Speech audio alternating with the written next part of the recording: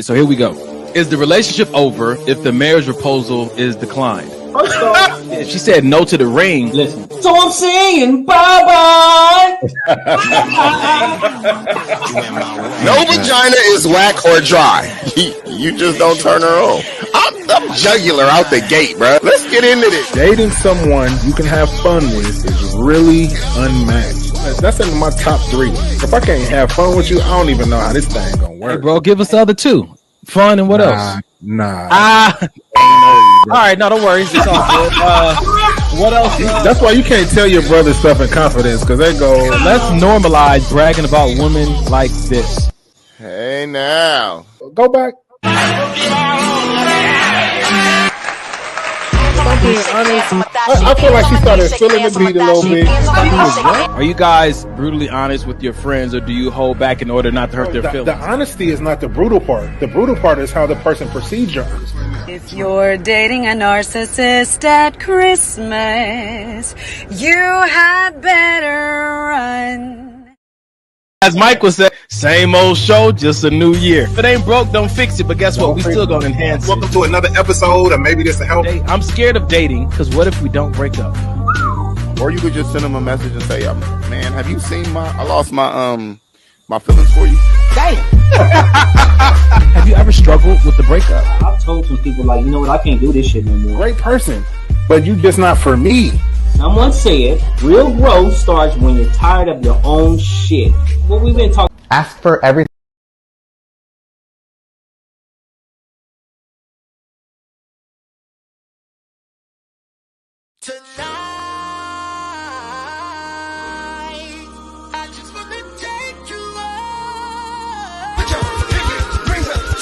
Don't forget the maybe, baby.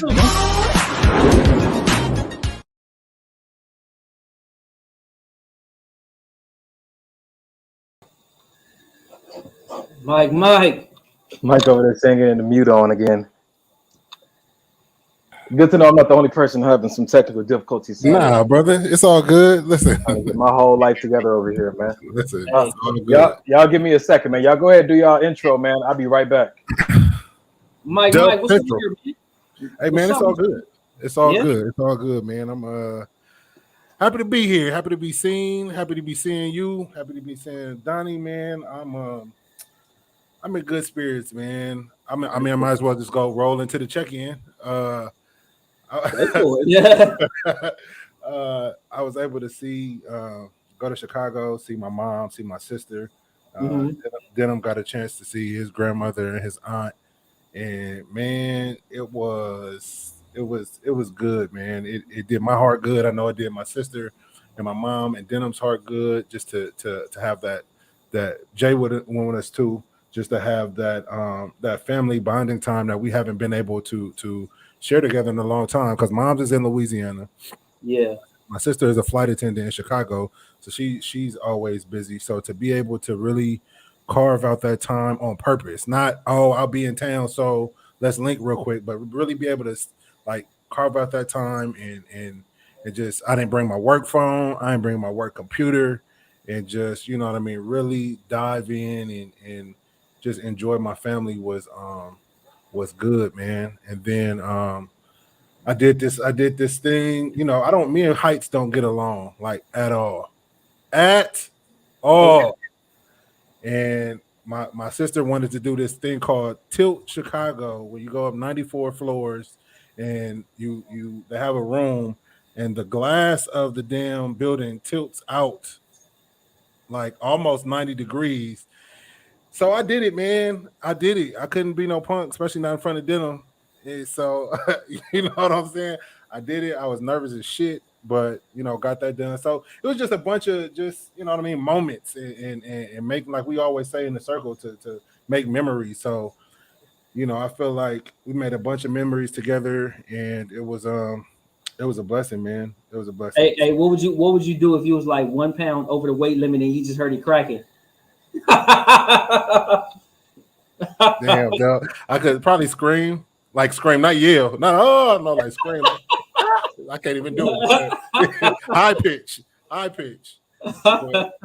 But yeah, it was just family, man, and just been able to enjoy that and really, really honestly, really come to some self-realizations as well. You know what I'm saying? Like we kind of touched on it, the pause a little bit before the show.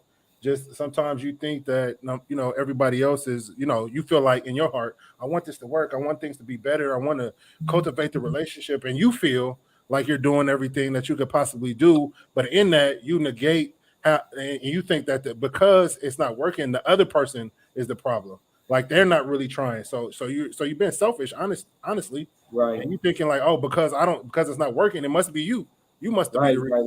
Right. So just while I was out there and just seeing us all get along and laugh and just have a good time, man, it makes you think like, man, am I the one holding up the progress?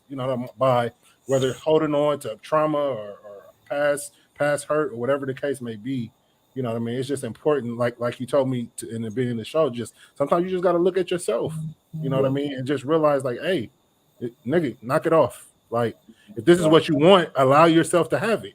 Don't keep putting up these obstacles saying it's other people when it's actually you. Right. So, man, I'm just happy about it all, bro. Man, that's good stuff, man. I feel like I'm gonna go ahead and check in too, but I feel like, man, just the stuff that you talking about is just so deep. That, you know what I mean? No fact, we can get into that discussion. It's just like, wow, you know what I mean? It's just, it's just so like accountability is one of those things to where if people really took it more, like they say they do, you know what I'm saying? Like a lot of people say they take accountability, but if you can't look in any situation, if you can't look at yourself first, you know what I'm saying, and just say, okay, well, what did I do to contribute? Right? What did I do to contribute? Period. You know what I mean? If you can honestly and with all honesty, look at yourself and say, you know what? I did my best on every single thing that I did in this relationship, partnership, teamship, familyship, whatever. You know what I'm saying? But if you be honest with yourself and you realize that you didn't do your best, that there were certain things that you could have did different, you got to take accountability for that, man. Got to. Let me ask you this: Why do you think it's so difficult for people to do that? And I don't want people to think because we say you got to take accountability and look at yourself. That don't mean like you're an ogre or you're a bad person or you're doing messed up stuff. But it's just the fact that, you know what I mean.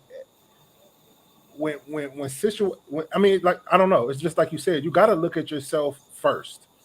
And this is something that I'm learning really big time this year is, looking at me first. Like, okay, yeah, I got into a car accident. I got to look at me first. What did I do wrong first? Before I go and jump out and all in the other person's face, did I do something wrong? Did I not have on my blinker? Did I get over what I was thinking? Like, what, you know what I mean? And I think it's, go ahead. Yeah, you got it. I was just going to say, I'm sorry to cut you off. I was just thinking that what came to my mind when you were saying that is like, it's easier for you to tell somebody, hey, here's a shovel, dig a ditch, versus you saying, okay, damn, this is a shovel, let me dig this ditch. Mm-hmm. I feel like sometimes people don't want to take responsibility because it's easier to just shift the blame on somebody else. Mm-hmm. It's easier to say, hey, you did it, it's your fault, versus you have to take into yourself like, damn, I messed up. Yep. I messed up. This was my fault. This was my part in this. Yep. So it's easier just to shift the blame and just say, hey, you messed up. Now I can do like this. I can just wash my hands because it's easier. Yeah. You know what I'm saying? It's easier for me to just wash my hands and say, here, you handle it, versus me just saying, oh, wow, I messed up. Now I have to correct my wrongs, right? Because that's the whole thing. You know what I mean? Sometimes it's not about saying that you messed up, but it's about being, mature enough to correct your wrongs. And some people just don't want to correct their wrongs. Yep. Yeah, that's real talk. And I think what actually hit me was my mom and I were having a conversation. And I'm gonna be real candid and transparent. My mom and I were having a conversation via text message, and she was like, I was telling her, how I was feeling about our relationship the last couple years and how I wanted to make things better and, really work on mending our relationship. And she asked me, she said, so, but you know that I love you, right? And I said, yeah, but I don't always feel that way. And then she said, yeah, I don't either.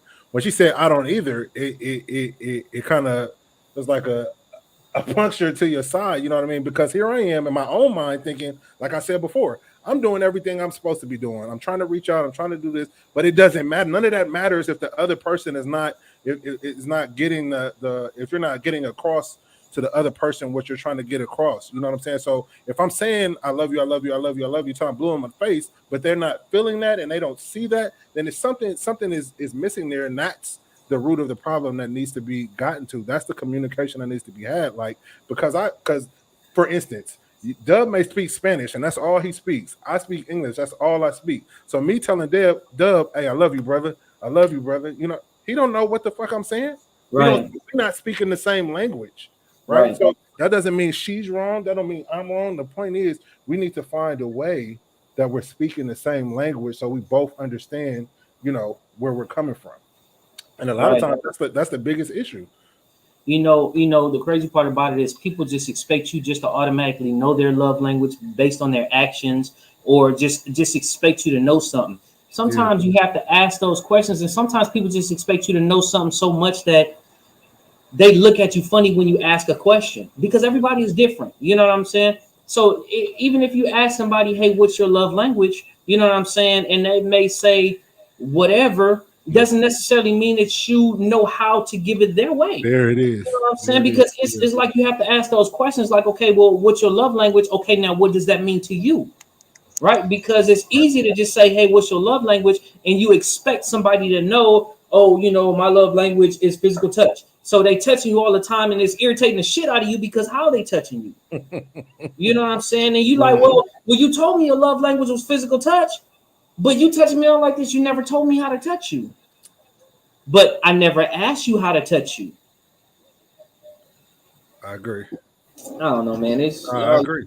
Donnie, no, Donnie, you came in on the end of it, brother. Pause. I just want to know. Listen.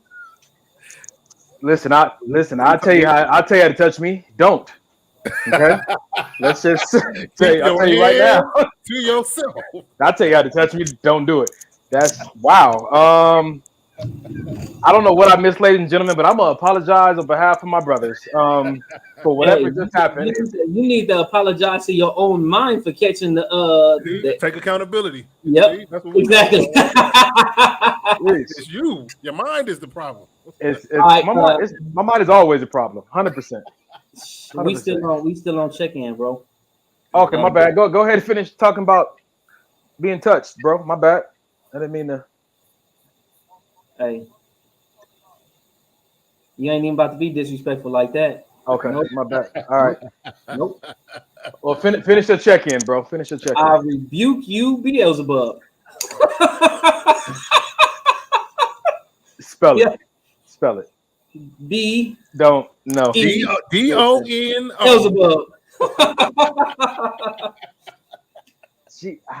Wow, you know what? They did my savior the same way. It's all good. Go ahead and finish your check-in, man. Anyway, you done, Mike? Yeah, that was it. That was my check-in, bro.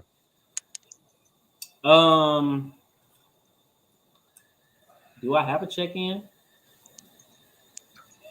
Nah, man. Honestly, I don't. I'm living, bro. I'm living, and I'm trying to. I'm just trying to be mindful, man. I'm trying to be mindful of things and experiences and just life. You know what I'm saying? This is one of those times where I'm like I'm more like, for me in my personal life, I'm more like, okay, this is not the time to talk. This is the time to keep your mouth shut, open up your eyes, both of them wide, open up your ears, both of them, right? Hear everything, see everything, look and listen twice as much as I speak. And that's where I'm at right now, man. I'm looking and listening twice as much as I speak. And I'm doing this experiment called life. You know what I'm saying? I'm in this experiment. That's good stuff.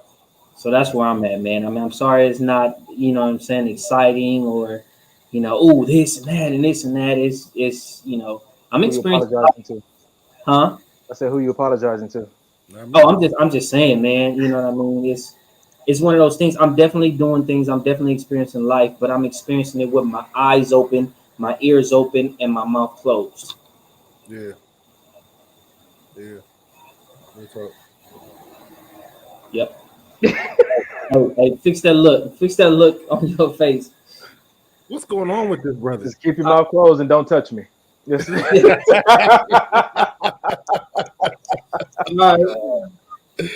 Wow. Your eyes open. You gotta watch, fight, and pray. Okay? Hey, you know the crazy part about it, that's 2 out of 3 of these little signs that I have right here. But mine is love, pray, and faith. Love, nice. Pray, and faith. I'm surprised you ain't got fight up there, but I know you got fight in you, so it's all good. And I got fight all over this house, bro. I got one day we're gonna do an episode on nothing but all the weapons that this brother has in his house. Oh yeah. Yeah, buddy. That's good though, man. I like that place of observing, man. I feel like I'm in a similar place to some degree, that observing spot. So man, you learn a lot when you start paying attention like that. That's it. That right there, that key phrase what you just now said, you learn a lot when you start to pay attention. And that is so deep. You know what I'm saying? And that's so like, wow, you know, damn, just pay attention. Like it's from like you ever seen the movie Takers? And it was a line that Idris Elba would say, all signs point to it. Mm-hmm. If you just pay attention, you know what I'm saying, to life and everything, how it's going. But sometimes we just try to just float through life with our eyes closed and just walking with our eyes closed. Yeah.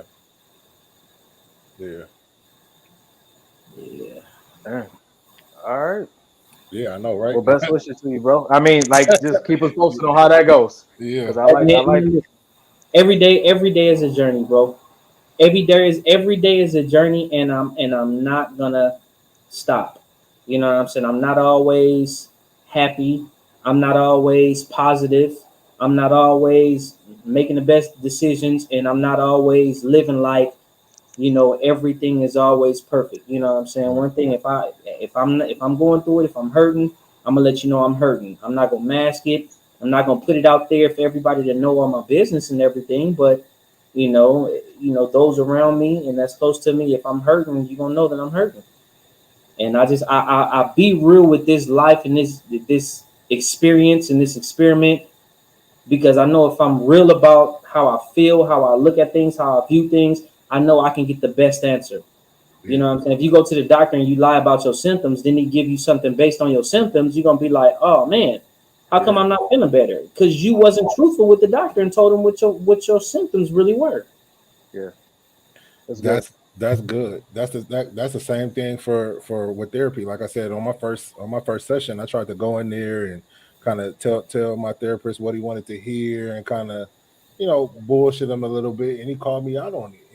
And I just think about the people that go through these things. They say they want the help, they say they need the help, but they never really honest with themselves in order to even receive that help. You know what I mean? Right. Having a therapist, just be honest with yourself. You know what I mean? Because I found that the more honest I am with me, the more honest I can be with others. If I'm lying to myself, more than likely I'm gonna lie to your ass too. Right. Huh. Right. Huh. Okay. It's hard to be honest. No, I'm saying it's hard to be honest about something you're not aware of. You know what I'm saying to you? So that observation that Dub is talking about, when you turn the observation inward and you start really, like you guys talking about self-accountability earlier, looking at yourself, you'll learn something about yourself you didn't know about yourself that you can now hold yourself accountable to and be real with yourself about. First, you gotta look within and identify some things you didn't think you didn't know about yourself. And I think that's why a lot of people don't want to be alone and don't want to just sit with themselves and find out what's going on with themselves, because they don't want to have to deal with what may come up or what they will have to then hold themselves accountable for. Because I've come to self-realization like, damn, now I gotta, you know what I mean, stop doing this, or now I gotta hold myself accountable because now I know what's going on with me. You know what I mean? And it ain't always fun. You ever don't want to hang out with other people because they don't want to deal with their stuff. Yeah, that's true. Hey, so I look at it like this. What just came to my mind is, You ever tried to button up a button up shirt without looking in the mirror? And sometimes, you know what I'm saying? Sometimes you can get it right, but sometimes if you just doing it, you just trying to hurry up and just button it up. Yeah. And you don't look in the, you know what I'm saying? You try to do it just based off feeling, just try to feel where the holes are. And you just trying to, you know what I'm saying, button up your shirt just on, okay, it feels like this, it feels like this. Then when you finally look in your shirt, it's lopsided, it's not aligned. Mm-hmm. It's not aligned like it should be because you're doing the whole thing just based off of feeling. Yep. You ever just pay attention how just doing stuff just off of feeling, you just, when you finally look at yourself, you see how unaligned you really are? Listen, I'm going to tell you like my grandfather told me. He said, you always just start with the top button. Yeah. So if you can feel the foundation of things, then you can build on top of that. But no, I don't want to blow up the analogy, but real talk, man. You start with what matters most. Many times we just try to start in the middle. Start where we want to. Start with what feels best instead of starting with what's needed. The foundation. Right. You know what I'm saying? So feeling. That's exactly what I'm talking about. Just going based off of feeling. Oh, this feels right. This feels like I should be doing this. This feels like, yeah. All right. Keep on running off feeling. All right. What you got for us, bro? Got a lot of things going on over here, man. Listen, let me run this down to you real quick. I love my brother. I told Dub I was struggling this week, and he said, "What you need, bro?" And I said, "Some comedy." This brother made up a joke on the spot. Wasn't his best joke, but I laughed. And sometimes that laughter is the medicine you need. Sometimes let's not downplay the importance of laughter. But that when he reached out to me, it stems from me putting up a post about like being real about how you feel. You know what I'm saying to you? Because oftentimes there's people that God sent you to help you through certain situations, and you're not being real about where you're at, and then you get mad at God about not sending provisions, but you didn't identify yourself when that provision came. Mm-hmm. Like I'm not good, or man, you know what? I could use $1,000, or you know whatever it is. That pride wants to shield people from seeing where we presently are, and then that blocks the blessing from getting to us. And we can't blame nobody but ourselves. We can't be mad at God for that. I sent them. Why you didn't say what you needed? Because I want you to do it, God. I want you to just make it appear in my life and make it appear in my bank account. Just make it all right. I want it only from you. But I heard a sermon last week. He was talking about how God uses people. Right. And my grandfather always said one of the most valuable things you can have on this earth is relationship. You know what I'm saying to you? So just looking at those things and putting them together, it just makes me want to be more intentional in the friendships and the relationships that I do have. And then also makes me want to give access, because I put that post up on Facebook this week that you can have someone who is really a good friend, but you never experience how good of a friend they are because you're never honest with them or give them access to be themselves for you. You know what I'm saying to you? So sometimes we don't have the community or have the good friends we want because we haven't opened ourselves up and invited them in a friendship type of way. A part of our ego still wants to be like, I'm good, I got it all together, I want to give and help other people, but I don't really need no help, or I'm not willing to admit it. You know, I was talking to one of my friends this past week, and they said something that was very interesting, and I'm just like, wow, you know. They said something to the extent of sometimes a person can try to give you what you need and can teach you something, but you don't want to receive it from them.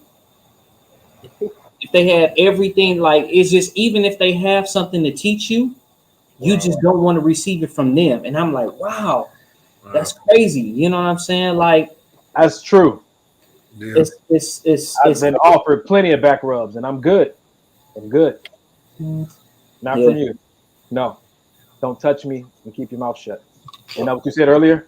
Wasn't that the rule for tonight? Hey, keep your mouth shut and don't touch me. Hey, all week. That's my word.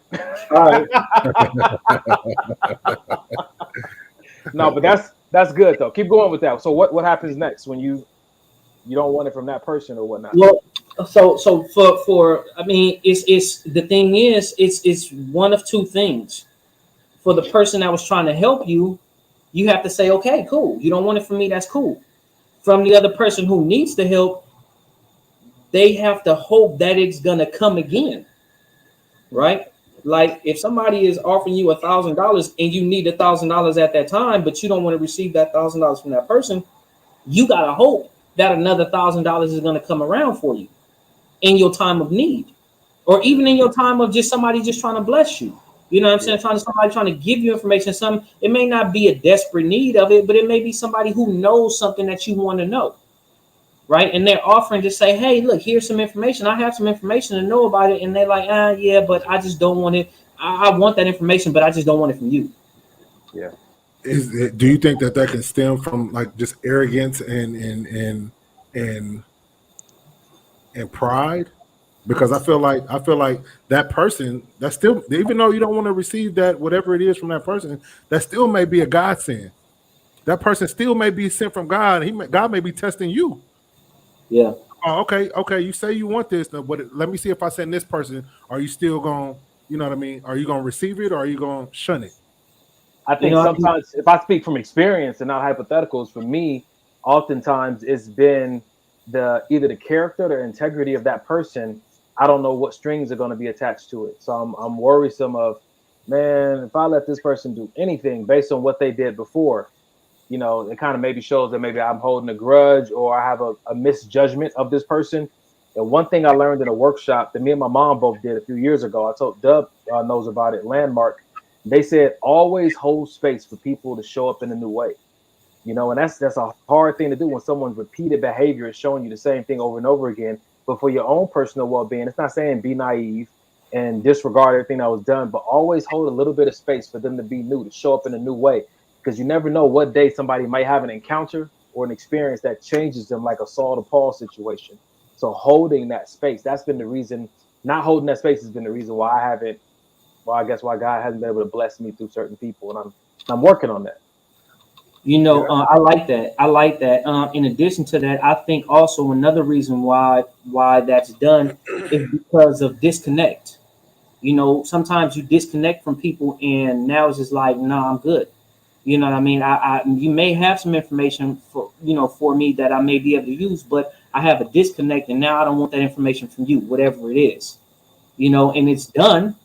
And it may not even be that you did anything, what I'm saying, to sever or make a person distrust you or anything. You could still be, a trustworthy person. But I feel like sometimes if you just not having an interest in someone like you used to, not having an interest in a friendship, not having an interest in family ship, whatever the ship it is. Like if you have a family member, you just ain't messing with them no more. You know what I'm saying? Yeah. If you have a friend, a homie, a brother, you ain't messing with them no more. If you have a woman, you know what I'm saying, a dude, you ain't messing with them no more. When that disconnect comes, it's like, no, I'm good. Even if somebody offering something, no, I'm good. I'll take care of it. Don't trip. Yeah, I understand that. Well, so that's my week. Man, I'm listening to this new album called Heart Surgery. It's an old album, but one of my friends did the album called Heart Surgery. Man, it's a gospel album, bruh. It's been setting me straight. I feel like God has been tenderizing my heart for something. I don't know what it is, but man, I've been watching this TV show, getting all invested in the characters, crying at the episode. The woman gave birth, and then the other man died, and I just been really emotionally invested. I'm like, dang, what's happening, God? This ain't happened since I was like early in my 30s. You know what I'm saying? But what I felt like he was telling me when I was taking a shower was that I'm tenderizing your heart, because certain areas you become too hard and too numb. And if you're going to have the friendships that you want, the community that you want, the wife and children that you want, that heart needs to be soft, because that's a soft heart is going to help you to properly steward the things that I've given you, the relationships I've given you, the kids, the wife, the people, the communities, the people who serve you, the people you serve, the mentors, the mentees. Having that soft heart is going to release more potential in that relationship. And so I've just been embracing it for what it is. And yeah, man, I'm just looking forward to, even like he was talking to me about marriage, because on the TV show they were saying like this girl and this guy were dating, and she ended up like, you know what, I can't do this. I got to back up. And he was like, why? She was like, you're too wonderful and you could really hurt me. And he said, okay, but I'm going to tell you one thing. She said, what? He said, I'm only going to get more wonderful. And she said, you know what? You got to take that line. And so she kind of backed up from the situation, just worried about getting hurt. And, of course, I was thinking about that. And I'm like, some people at an age where they're too old to take a risk. And some people at an age where they're too old to play it safe. In my mind, I said, I'm never going to commit to someone who can't hurt me. Because in my mind, me saying, man, you could really hurt me is already letting me know what kind of access I'm willing to give you. Yeah. So what if they did the exact opposite thing with that access and blessed me beyond measure and was a help me beyond helper? You know what I'm saying? I think that in our mind, the enemy wants us to fear they could really hurt you and be blind to the fact that if they have that kind of power and potential and you give them that access, imagine what they could do if they do the right thing. You're just assuming they're going to do the wrong thing with that access. And I was like, if I choose someone who can't possibly hurt me, then what have I really chosen? That means I'm never going to grow because they're never going to challenge me, and I'm always going to be safe, and my safe is going to be my stagnation. So it's been good, man. It's been a good week of learning, and I don't feel like God is doing all the stuff with me and prepping me for no reason. He's setting me up for community, setting me up for purpose, and every day I'm just like I told Dub, I'm taking it one day at a time. Like God told me, just make it through the weekend, So one day at a time, just keeping my eyes open, mind awake for whatever opportunities God has coming my way, because He said in the Word that time and chance happen to us all. You know what I'm saying? Even if you're the fastest, doesn't mean you're gonna win the race. If you're the strongest, doesn't mean you're gonna win. You're the smartest, doesn't mean you're gonna win. Time and chance happen to us all. So where are you gonna be at emotionally and psychologically when your time and chance show up? Right. So that's my week, man. Okay. Interesting already. Did y'all already say hello, everybody in the audience? Nah, we got right into it, bro. We got right into it. Jeez. Hello, everybody. All the flies on the wall. Thank you guys for tuning in. Clearly, we're already in it, but we want to remind you guys to make sure you tag somebody who you feel like can benefit. If it's your first time here on the show, what we do is have open, honest discussions about things we've seen online, posting videos, and we hope that you guys join in the conversation. If you say something of value, we go ahead and throw your chat up there, your comment up there like that, like Tina Marie says hello. Or Stephanie said, just take my money. And on halftime, we're gonna give you an opportunity to give us all your money. So tag somebody you feel like can join in with this conversation, because ultimately the only reason we're here is that hopefully we say or you guys say something that maybe will help somebody else. So we're about to be transparent. Get ready to laugh, get ready to cry, get ready to engage. Fellas are ready to get into the first post? Yes, sir. All right, cool. Let's see. Let's do it like this. I didn't get a chance to label all these, but I feel like this is a good one to start with. Here we go. Some people aren't good at asking for help because they're so used to being the helper. Throughout their life, they've experienced an unbalanced give and take. So their instinct is usually, I'll figure it out on my own. The self-reliance is all they've ever known. That's you, Mike? Yeah, for sure. I think more so in my adult years. My younger years, of course, I had my mom and my dad to rely on for the things I needed out of life. But as I got older and started forming these what I like to call one-sided relationships, I started to notice, because I'm the kind of person I like to give. I'm a giver by nature. You are, bro. You know what I mean? I like to give, whatever you need. If I think you need something and you my people, I'm gonna get it. Even if you, I didn't need, well, I thought you needed it, so I got it for you anyway, damn it. But and I feel like I've never really asked for anything in return, but now that I'm getting older, I'd be remiss if I say I never really wanted anything. You know what I mean? Because sometimes people, especially people that are givers like myself, we say, "Oh no, I don't want anything. I'm good." But it would be nice. It'd be nice to receive something. Yes. You know what I mean? And I'm coming to the realization that it's okay to want to receive things, not just you know what I mean, tangible things, not just money or not just gifts, but even time. But those as well. But those as well, 100%. But even time, even you know what I mean. Somebody just saying, "I was thinking about you today," so you know what I mean. Just checking on you, things like that are important. And I think people that are givers, we tend to minimize those feelings because we're so focused on, I want to make everybody else happy, I want to give to everybody else, and I want everybody else to be okay. You know what I mean? But we got to be okay too, because if we're not okay, then we can't be the givers we are if we're not okay. Let's highlight this moment, man. as speaking from your vulnerable place, what's one thing that you need in this season that you kind of been afraid to ask for? One thing that I need, a vacation. And I'm not talking about, you know, I'm talking about a vacation where I'm not forced to, you know, figure out all the plans, figure out all the financials, figure out, you know, I just want to be able to just go and let my hair down. Mike, you want to be flown out? Somebody flew me out. You know what I'm saying? Somebody flew me out. And listen, we'll have a hot girl summer. Wow. Keep your mouth shut. Don't touch me. No, but just you know, it'd be nice to be pampered. You know what I mean? Well, like I go ahead. Our mutual friend Stephanie is on here. She said, "Come to Cancun. Already paid for. I'm turning 40." Stephanie and I, we were at Hermosa Beach today. She had her photo shoot for her birthday. She's a travel agent. Yeah. Said it's already paid for. If you need some travel money, listen, everybody. This is the part we usually put on the middle of the show. But if you want to support Mike and going on a vacation, our Cash App is $ maybe this will help. You'll be surprised. You will be surprised how many angel donors be watching this show. I believe in angel donors because I know that I am one. Sometimes people are just looking for a cause and God to put something on their heart.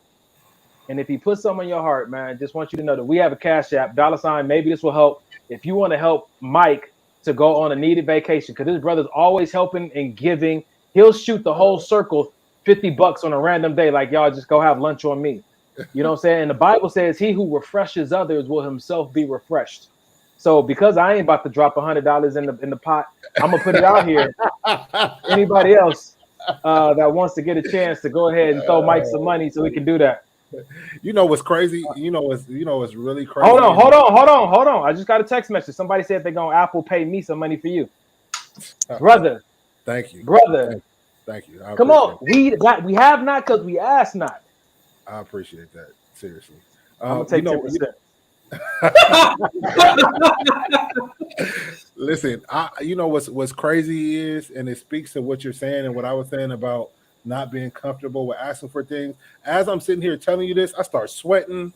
I'm getting hot and just nervous and uncomfortable. It's so interesting how you know that feeling of not wanting to ask for things really affects you, and physically affects you. Yeah. Like literally, I'm sitting here sweating all because I told you what I needed. It's wild. That's wild. It's crazy, man. That fear inside of us is rooted at a certain age in our life, and we don't ever want to feel that way again. But we have to hold space, like we said, holding space for people. We got to hold space for life to show up different. We got to hold space for life to not. Life has been hard, but life could be something different if we hold space for it. Because if we don't hold space for life to be more than just hard, it's almost like we're orchestrating and leading even our best situations into a hard state because we won't allow for anything else. That's a fact, man. Dub, besides a sandwich, what is it that in this season that you really want and that you've been a little hesitant to ask for?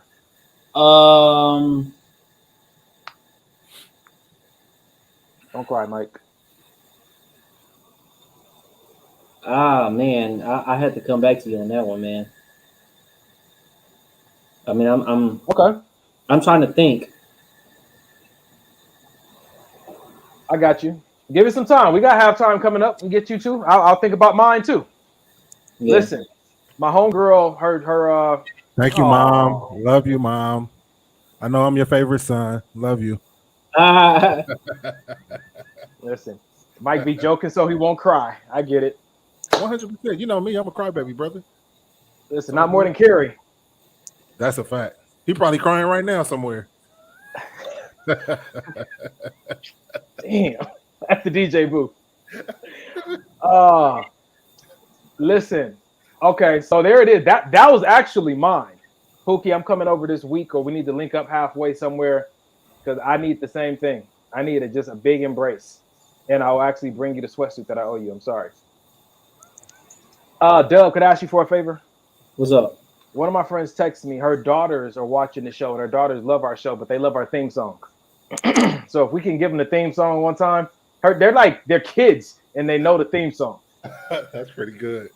Y'all ready?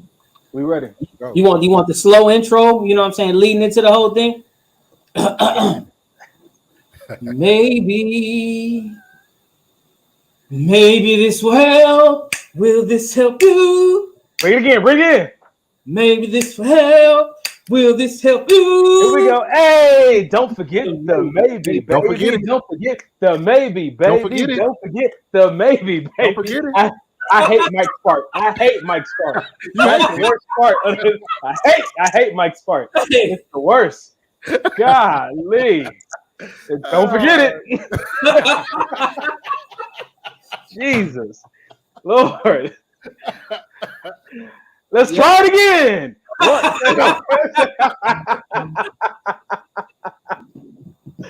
Oh man. All right, man. That was good for my heart. Man. All right, man. Mike, you know what? I'm gonna let Mike do this one. Mike put this one in the chat, so he clearly wants to discuss it. Go ahead, Mike. I put the last one in the chat. Wow. Why? Mike put that in gang and said, "I want to put this on the show." Y'all go. That wasn't even for the show. That was a joke. Look, hold on. Put it back up. Put it back up. Put it back up.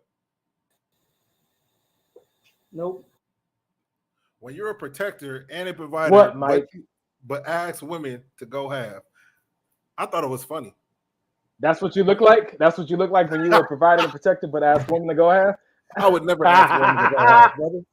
If I gotta ask you, Would to you go wear half, fishnet? I don't need to go. But will you wear fishnet? Is the real question. Are you ever gonna wear fishnet? I don't want to.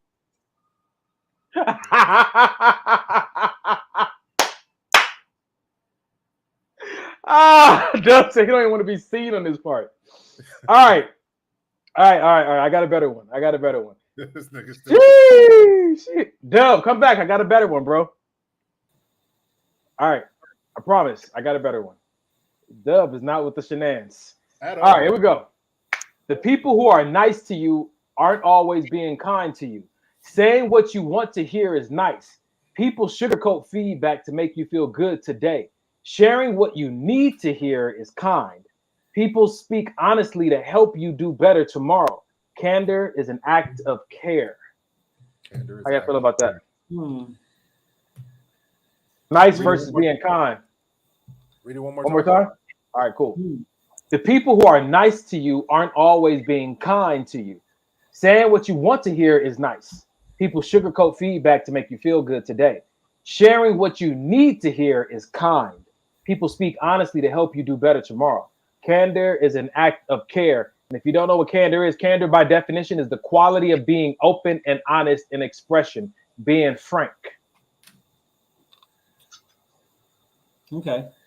I like that. I'm rolling with that. So would you say you're more kind or you're more nice? I'm more kind. I'm gonna tell you the truth. Just the way you said it didn't sound kind. Maybe I need to redefine what kind means. Listen, nigga, I'm kind, nigga. All right. I'm gonna tell you what it is. I mean, seriously though, you know what I'm saying? You gotta listen. Just like I was saying earlier, man. You go to the doctor, you tell the doctor the wrong thing, you expect to get healed from the stuff that he gave you. You know what I'm saying? You gotta look. Do you want to know? You know what I'm saying? You asking me? You know what I mean? If somebody asking me, all right, I'm gonna tell you I'm gonna tell you the truth. It may sound crazy, you know what I'm saying? It may be one of those things that is like, you know, man, it might be one of them things that might sting a little bit, but sometimes the sting is well better than, you know, letting something go untended to and if they've asked you. Yeah. Mom said, did I ask you? Because my grandfather had a tendency to be kind unsolicited. Right. So at what point is it not kind? If I didn't ask you, that's not kind. That's just mind your business. I didn't ask you. Keep your mouth shut and don't touch me. Keep your mouth shut. Don't touch me. Yeah, I didn't ask you. I didn't ask Mike, you nothing. are you more kind or nice? I think I'm a mixture of both. I'm kind to the people who I care about, the people who I love, the people do, you know what I mean. But in every day, like me going to work, I'm nice. I'm a nice guy at work. You know what I mean. I'm a nice guy at the gym. I'm a nice guy with customers, but people who I have relationships with, I feel like I'm kind to, or I try to be kind to. Okay. All right. Trying is effort. Effort is in the eye of the beholder, because nobody can tell you that you ain't trying. So if you say you're trying, we're gonna accept that you're trying. I don't care what you accept, brother. Did I ask you? Ain't that what Mom said? Did I ask you? Buy you some fishnet for your birthday. What you got, Dub?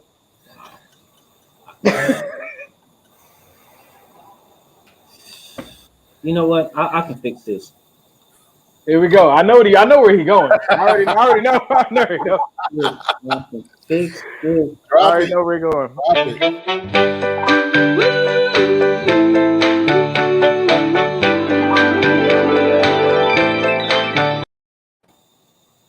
A little bit better. Yep. All back on one accord. All right. That's fine. Okay. I think that for myself, I'm more nice. I think that the time that I'm kind, per the definition of this post, is when I'm coaching people. Outside of that, I think I'm nice, and I'm nice deliberately, because I really don't want to engage deeply with people. People have a tendency to want to talk and unpack and unload in conversations with me. And I'm working on not being so much of an introvert. I really want to be more balanced. I'm working on being more of a socialite intentionally, not just when it's asked upon me or when I'm forced into it. And so I'm working on being more kind, because I know what happens when you're kind. Kindness takes the conversation to a deeper level.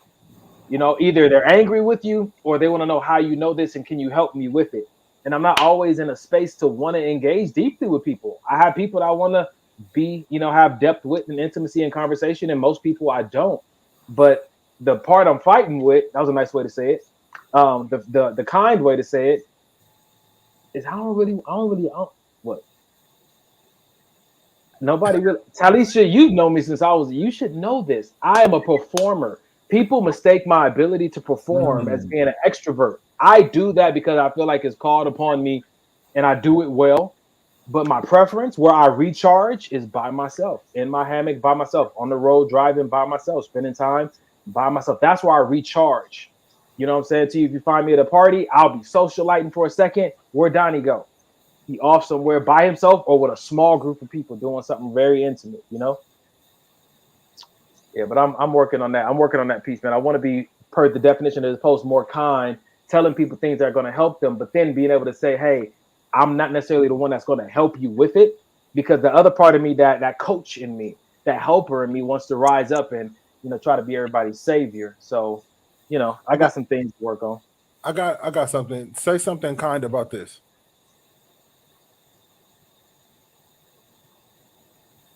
Donovan, are you there? Oh, he's not there. Okay. So how are we defining kind again? I need to put the post back up. I don't see anything. The kind means that saying something that's going to help her. I don't think she needs any help. Help you do better tomorrow. She's doing great. Cool. I got some work to do, huh? I got some work. Yeah. So now with the flow of the conversation, where things were, do you guys prefer someone to be nice to you or kind? For me, I prefer somebody to be kind, please, because I feel like, you know what I mean? And sometimes in my own head, I feel like I might have everything, all my ducks in a row. But Jay or you, just like before the show, you know what I mean? You said something that really helped. Like I was pouring out to you, and you said something to me that was really going to help me. You could have said, "Oh, that's good," it gave me the nice little feels about the situation. But you said something that actually was going to help, and I can appreciate that more than just saying something that sounds nice, that makes me feel good in the moment. Did you ask him to say something nice to you or kind to you? I did not. But he has that access. I don't need to ask. I mean, he doesn't need to ask. He has that access. Somebody else, I may have been like, nigga, nobody asked you. But, you know. So I'm looking back at the post and how it says, you know, say something nice, sugar-coated to make you feel good today. I mean, honestly, I'll say most days I feel good. I will say be kind to me, but I think there are some days where I prefer some people to be nice because I rarely have a struggle or a tough day or heavy day. But when I do, I would say if we're just getting in conversation, just coming over, it's the onset of the conversation or the connection, say something nice to me. Sugarcoat it, because when I get into a bad space, I'm very fragile. And I can appreciate maybe a little bit of that sandwich technique, a little bit of sugar coating before we get into the real raw. What, Mike? You don't want sugar on your sandwich? I was going to the Kama Sutra. I never heard of the sandwich technique before. I'm just trying to see what that is. The Kama Sutra. This God. Sandwich technique. Dub, have you ever heard or done the sandwich technique? I don't even know. They didn't call it the sandwich technique. What they call it? But I know what he was. It's not the sandwich. What is it called? What is it? I've never heard it referred to as a sandwich technique, bro. All my foodies in the building. Have y'all ever heard of the sandwich technique when you engage with somebody? It ain't the sandwich technique? That's fine. No. All right, it's fine. Anyway, if I'm because I'm hardly in a bad space, when I do get in one, I'd rather people come in really nice. Say what I need to hear first, and then we can see if I'm in a place to discuss. Because as kind and nice as I am on a regular basis, as good as I am on a regular basis, when I'm going through something, I can be a different side of me comes out. You know what I'm saying to you that most people don't see and most people can't handle. You know what I'm saying to you. So yeah, it depends for me. What's up, Ermila? All right. Say yeah. Where you at, Dub? I think I'd rather prefer someone to be kind to me. Tell me the truth.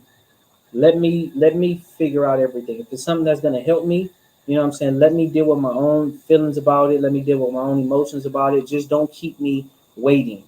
You know what I'm saying? Don't tell me nice things because you're just trying to keep me. You trying to not to hurt me. You know what I'm saying? Like, don't be nice to me. You know what I'm saying? Don't just tell me stuff or keep me along or make me feel a certain way. You know what I mean? When I'm really not.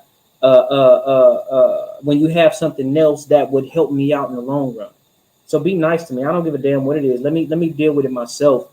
If it comes to those two things, if I had to have a preference on things, you know what I'm saying? Just tell me to be frank with me. So here's the issue with that though, because when we're talking about this post, we're talking about people telling you something that's going to possibly help you. Right. But what if they don't even know you?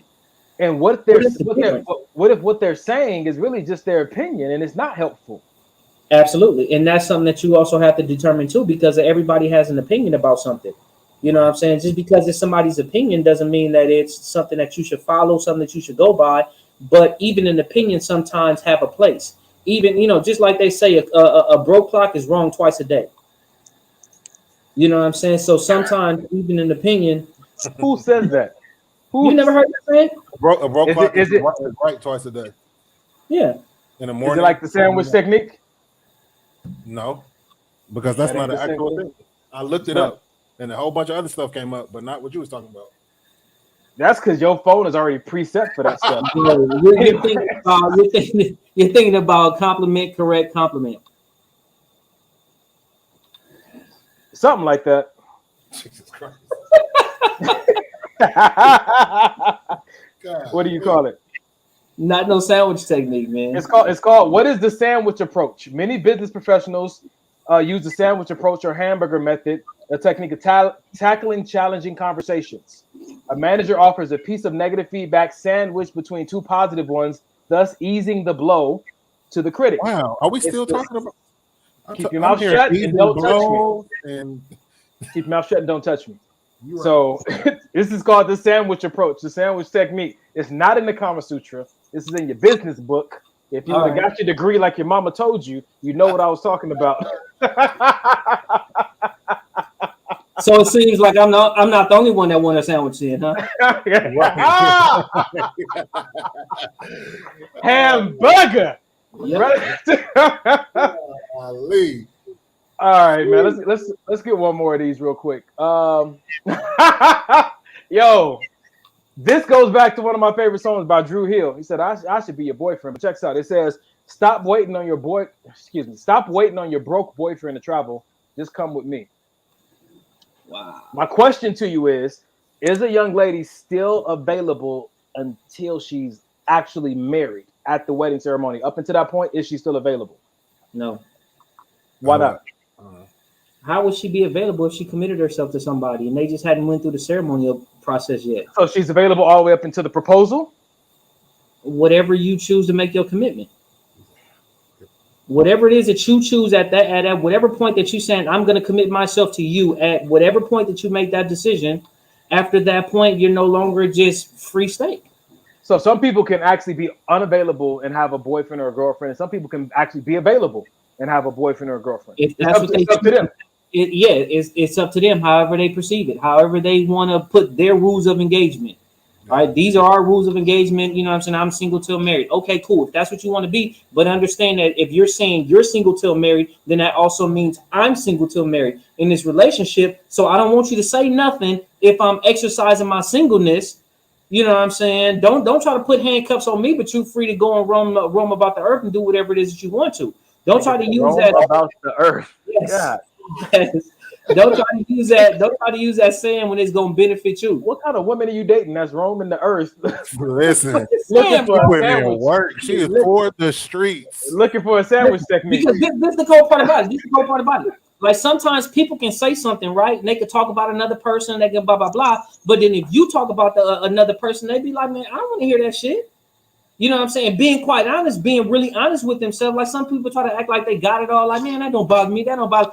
Knowing damn well you don't want to hear that shit. Okay. Again, this goes back to conversations. So often on this podcast, we talk about when you're dating someone and what kind of intentional questions should be asked. I think that when we have these kind of conversations, what comes up is these situations that usually turn out later to be a misunderstanding or a place of conflict that we can now rewind and say, when I first started dating somebody, maybe I need to identify what do you consider a commitment? You know, right. When are you available? When are you unavailable? You know, what do you expect in this dating process with me? These are really good questions to ask, I think, because as we play them out in conversation, they can really be the turning point, you know, and you're already 2-3 years invested. Had you known in the beginning, you could have proceeded with that knowledge. But sometimes people just don't ask the right questions because they just, for whatever reason, sometimes people are just so just floating on the now, floating on the cloud nine that you don't even think about the tough questions to ask. Or even if you do try to ask those tough questions, you're just like, oh no, it'll be okay. You know, we'll work it out. Blah, blah, blah, blah. So it's just like you floating, you know what I mean? And you really don't attack those hard questions. So you really don't have a clear understanding as to what it is. And then even sometimes you can have those conversations, but are not honest with your answer because of the state that you're in at that particular time. You know what I'm saying? But we talk about this on the podcast. Whatever I answer today, my answer could change. Absolutely. Right. Absolutely. But sometimes your answer is just a rushed answer because you don't really take the time to really dig into that question. Sometimes that answer is a rushed answer like, oh, you know, yeah, I love you. I got you. You know what I'm saying? Rainbows, butterflies, everything like that, blah, blah, blah. You know what I'm saying? When you really didn't even take time to say, okay, well, this is what this person actually asked me. So let me ask you this. So say somebody gets into this relationship, they say, hey, yep, I want to be in a committed relationship with you.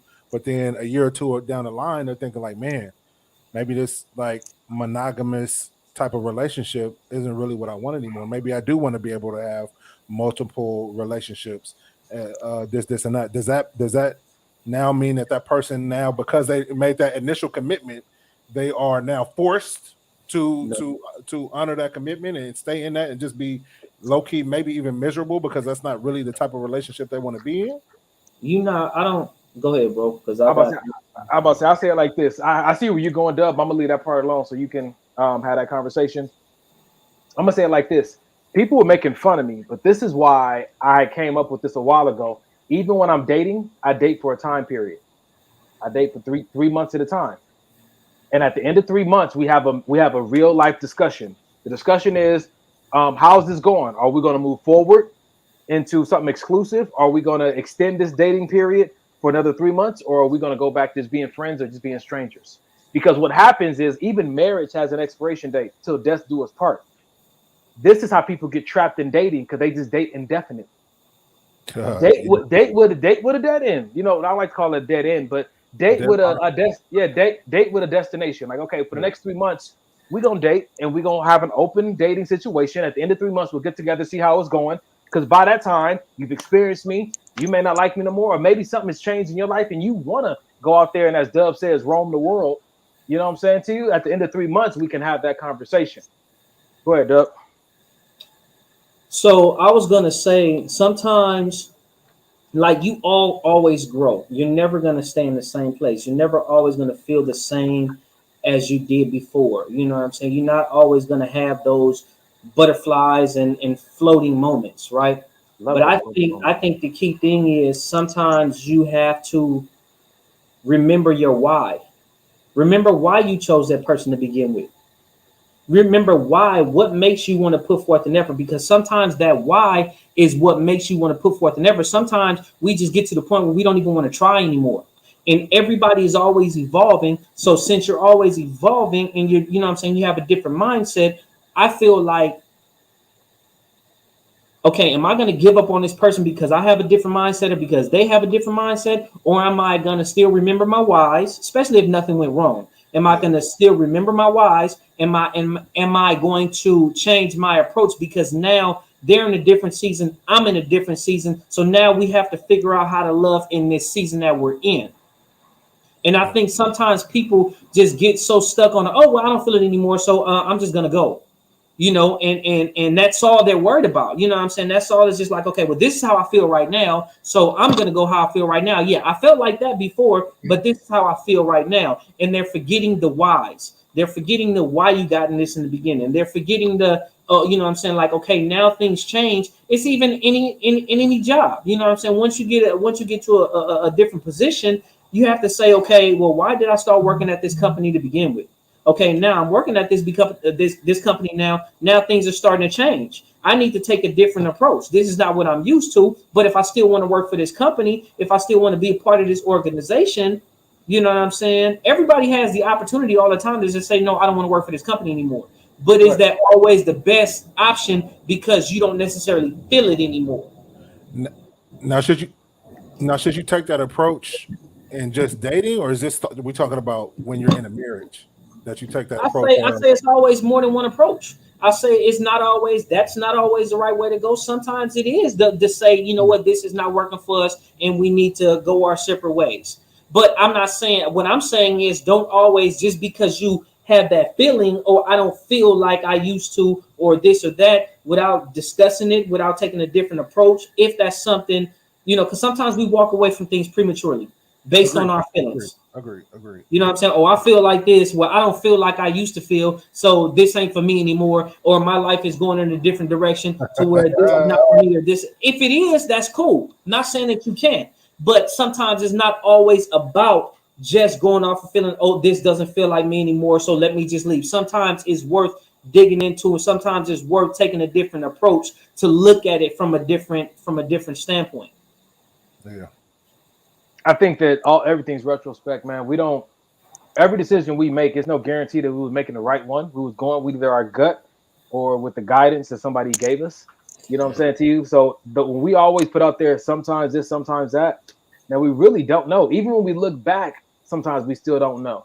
Right. Because we don't know how it would have been if we would have stayed. Like you said in the beginning of the podcast, we all just experimenting, which is why if I feel one day different than I felt my last week and I make a move, I'm giving myself grace. And I'm not going to sit and worry about any kind of regret, because I will never know how things could have been. Never. Me and Dub, we used to go back and forth with this all the time about the one that got away. And I used to always, one in particular that he is upset with me about. And I used to be like, man, yeah, that is the one. But you know what? I got to a place where I was like, nah, she wasn't the one, because I would have corrupted that girl. And then I got to a place where like, you know what? I really don't know if she was the one that got away. Because if I keep holding on to that idea, I'll do something I can to go find her and break up her marriage. You know what I'm saying? Because she was mine first. Like, now what you know, and it goes crazy in your head. So you just let things be, you know, don't catch a court case and just, you know, what? Brother, I've seen it done. I've seen it done. You ain't ever seen a woman with somebody else like, yo, that should have been mine. So 100%. I'm about to do something about it. 100%. I know I've seen women do it. So, I mean. Yeah, buddy. that was the woman you saw. She did it. She did it. Oh, man. All right, Mike, take it away. Halftime. Ladies and gentlemen, we appreciate you guys staying with us thus far. Real quick, if you guys aren't following our social media pages, we are on Facebook, we're on Instagram, as well as YouTube. You can catch the shows every Sunday, 8 p.m. on Facebook and YouTube. That's Maybe This Will Help, the podcast. Please go follow, like, share, let your friends know, let your homeboys know, let your homegirls know. I know a lot of our audience is female, but we definitely do have male audience as well. So we appreciate all the fellas that's chiming in, that's watching. Let's fix that. The majority of our audience that speaks and comments is women. Because our fellas is just quiet, but they in there. Pause. Yeah, I agree with that. I'll go with that. Nigga, you listen, that's your brother, Dub. I mean, I don't know. Shit, you might want to talk to him. Anyway, back to the show. So yeah, you guys, if you're not already following, please follow us. Maybe This Help the podcast on Instagram. You gonna make me do the money bit? You already know I got a problem with asking for stuff, brother. I'm still working on that. Damn. What was I saying? YouTube, and you on mute, bro. Listen, the pimp told me once, the only problem you got is a problem you want. If you don't want it to be a problem, it wouldn't be anymore. Hello? So, I was about to. No. Look, number one pimp, he's in agreement with it. Dub is telling you that's real talk. Brother, ain't nobody got a problem they don't want. So we all millionaires out here, huh? It's halftime. It's halftime. If you ain't one and you think that's a problem, it's because you keep letting it be every day with your lack of discipline and vision. Go ahead. Loan me $1 million. Loan me $1 million right now. Got you. Tomorrow. That's my Pookie about to hit the lotto anyway. Go ahead. Right. Now that was my spiel. It's your turn. Ask for the money. Money. Listen, as crazy as it sounds, people still give, right? Yeah. I've been in situations where people are offended next to me, like, oh, why they asking for this? Why they asking for that? And the whole time I'm there like, man, I can't wait to give. I love what they're doing. I just want to give to it. We're not trying to convince the people who don't want to give. We're making room for the people who do. That's good. So thank you guys for showing up. We have a Cash App, $ Maybe This Will Help. If you believe in what we're doing, you want to keep us on the airwaves, you want to keep us online, paying these fees over the StreamYard for continue to publish our podcast on a weekly basis, for the YouTube channel we're putting up, for all the work we put into making sure like our Instagram page feed is up to date, little pieces of content that you can share with your friends and stuff to make this stuff available to you. If you want to help us continue to do that and still work our full-time jobs plus our entrepreneurship, send over some dough to Maybe This Will Help, $ Maybe This Will Help Cash App. All right. So I want to go to some of our favorite comments so far. Pookie said, DTF. Mike, we know that was you. Mike wishes he was a stripper like we were. He wishes he was at the club. You don't know my background, brother. I just ain't maybe. Listen, you did it for free. That makes you something different. Oh, fantasy salesman. Okay. Hey, what the song say? Use a hoe. No, DTF said, a lot of my reactions were based on feelings. Now I try to step out and view the situations outside of feelings to get a clearer picture. Pookie, it would be cool if you could throw in the chat how you step out and view the situation outside of feelings. I think a lot of times we all have good intentions, but the practical steps are missing. How do you step outside of your feelings? That can be a challenge for a lot of people. For everybody else, what's been your favorite part of the show so far? Throw that in the chat. Hashtag keep your mouth shut and don't touch me. Anything else that you guys got from the show tonight that's been helpful, throw it in the chat so the people who come and watch this on rebroadcast can benefit by seeing that highlighted again in the chat. Fellas, anything else y'all want to add before we move on to the second half of the show? Let's go, son. Yeah, no, real quick. I think that sometimes feelings though get a negative rap. I don't think that feelings are necessarily as bad as even myself portray them. I think there's a time and a place when they should be on display and everything like that. But I don't necessarily think that feelings are a negative. Even making decisions based on feelings, I don't think are a negative thing all the time. So that's directed at Pookie, right? That's directed at whoever believes it. What? I'm not scared of Pookie. I'm not scared of you, Pookie. I'm not scared of you. You see, I'm not looking at I'm not scared of you, Pookie. Are you looking down on her? Right. It sounds like you've been reading Before the I Do, and before the I Do. Listen. And before the I Do, where's my book at? It's a good book. It's a good book. I know the author. I could probably plug you, Pause. Let's go on to the next. The conversation that you having today is all right. Let's see. All right. Let's go on to the next video. I didn't get a chance to label them, but I know we got a good one here. And I love how Mike overcame his fear of heights in Chicago. Yes. I love how Mike overcame his fear of asking for money on Maybe This Will Help the Podcast. Wins, W's. All W's. Oh, I know what I need. What's up? What I need.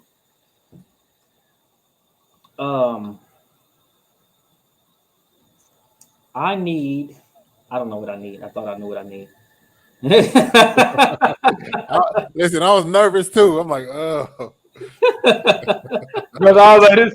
Whenever you had those long pauses. Yeah, bro. When you had those long pauses, bro, I get real nervous. Hey. All right. Deb, if you remember, let us know. And the floor is yours. Yo, this is a good one, man. Let's touch on this topic right here real quick. All right, let's go. Mike got to pay attention. He got somebody sexy walking by him. You can tell by the gleam in his eye. That was my son. So not sexy. All right, here we go. Even if I'm getting to know you and we just talking, why the fuck you feel like you can go a day without speaking to me? I'm not saying you're not busy, but we're all grown. Communication is key. Simple text message like this. I'm going to be busy today. I'm going to talk to you later because I got mad shit doing.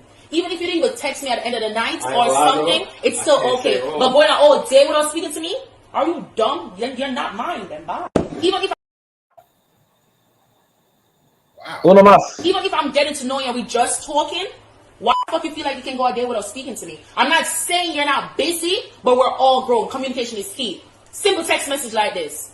I'm going to be busy today. I'm going to talk to you later because I got mad shit doing. Even if you didn't even text me at the end of the night or something, it's still okay. But going out all day without speaking to me? Are you dumb? You're not mine then. Bye. Even if Woo! I would go all year without speaking to her if that's the attitude. Sheesh. I love that accent. Are you dumb? That's New York Jamaican, isn't it? Yeah. Yep. Like Dub is in love. Whatever you say, baby.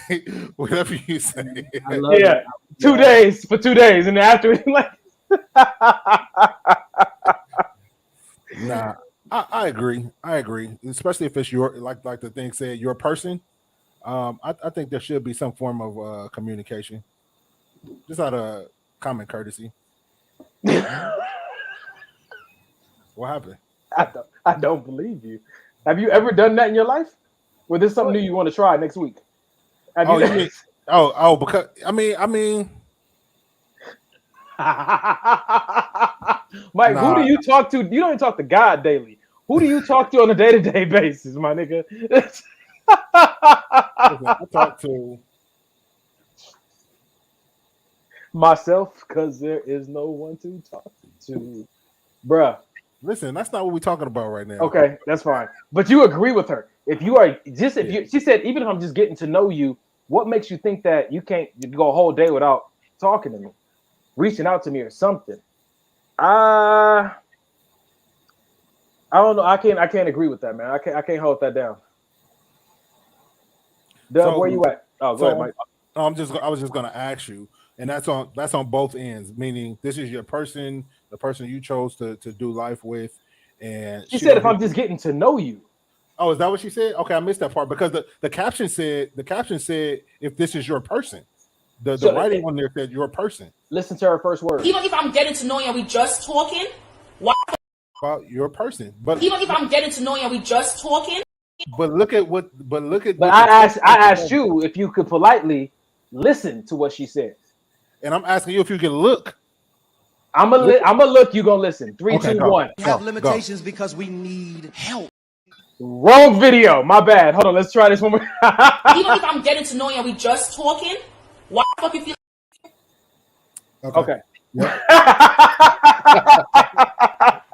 All right. Well, then, in that case, if we're just getting to know each other, nah, you don't gotta call me every day. You can call me once a week if you want to, or text me once a week. I'm just getting to know you, we're good. What does it mean if you're my person? What does that mean? To me, that's the person that I've chosen to be in this relationship with, share this intimate space with, to be non-married to. Got you. Yeah. Okay. So before you my wife, you my person. I mean, some might say I don't personally use the my person verbiage, but yeah, I think that's how it's looked at. Where you at, Dub? He still can't get over the accent. This brother, he on it. He on it. Love. I'm thinking about everything from different perspectives. You know what I'm saying? Like it would probably be a desire to want to hear from that person. That person is not obligated to speak to you every day, but you know, the more you are attached to somebody, and the more you have these thoughts of like sometimes it's not even that you have something to say to a person, is you just want to experience that person. Right? Whether it be a conversation, whether it be seeing them, sometimes you just have the thought of wanting to experience that person. So with that being the case, when you're not experiencing that person, you start to have these feelings like, wow, where's this person at? I'm thinking about him. I'm missing them. Like when somebody is constantly on your mind, you want to hear from them. Even if you know that person is busy, even if you know that person got stuff to do, it's just that person is on your mind. So you'd like to hear from them. Obviously, you know, people got stuff to do, grown, have life.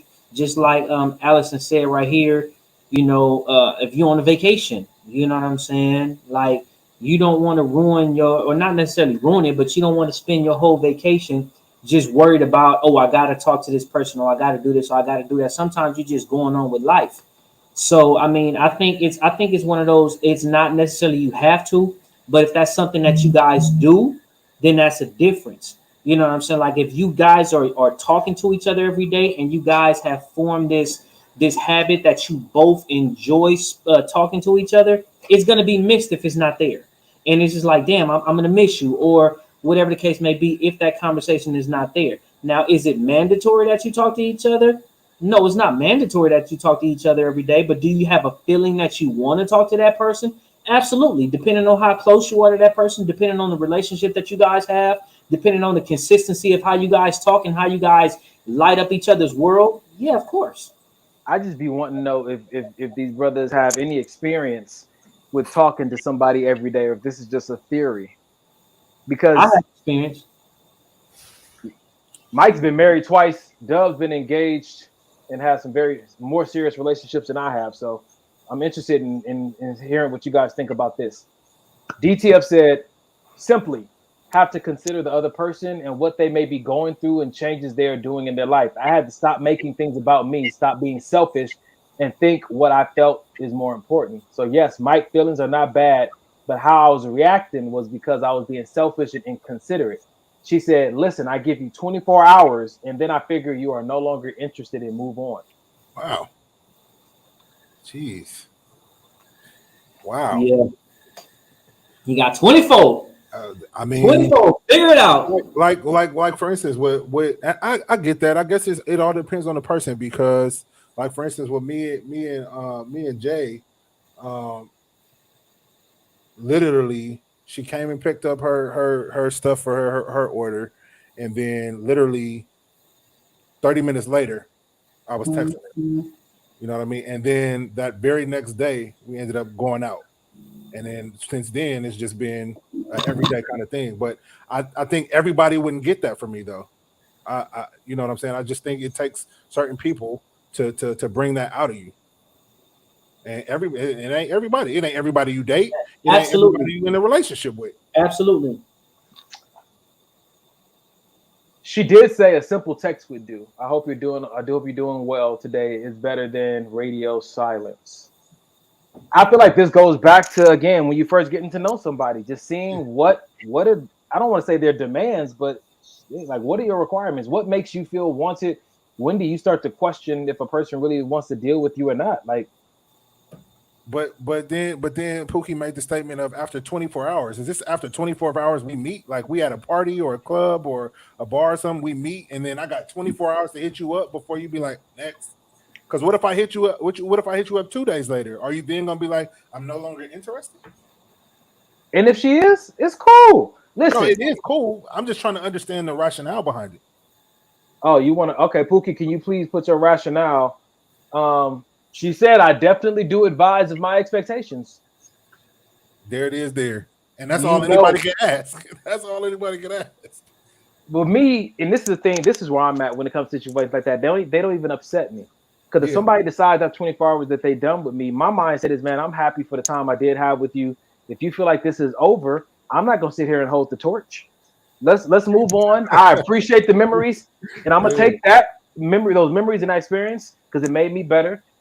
And, go be with somebody else. Like, I'm just in this space where I'm just enjoying and appreciating what I have while I have it, instead of trying to figure out how I get to keep it forever. When I was in my meditation time this week, I'm on this app, prayer.com app, and it's taking me through this little workbook little situation that you can do. Yeah. And it talks about, it had me talking about the obsession we have with forever.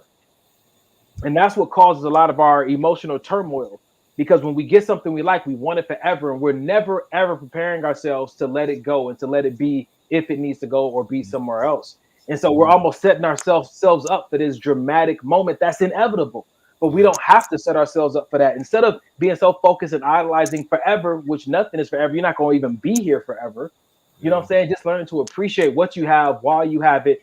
And even if it's some pride or ego that gets in the way and cause somebody to want to walk out of your life, still be able to say, man, that was good while it lasted, because it could have been shorter than that. So I'm just grateful for the time. And I could take it as disrespect. I could take it as a offense. I could take it as you are a lack of integrity and you're not a person of your word. Or I could just be like, man, that was just a human move. That's a good way to look at it, but it takes more. I don't think it's always that easy, especially when you have time with someone and you have experience with someone and you have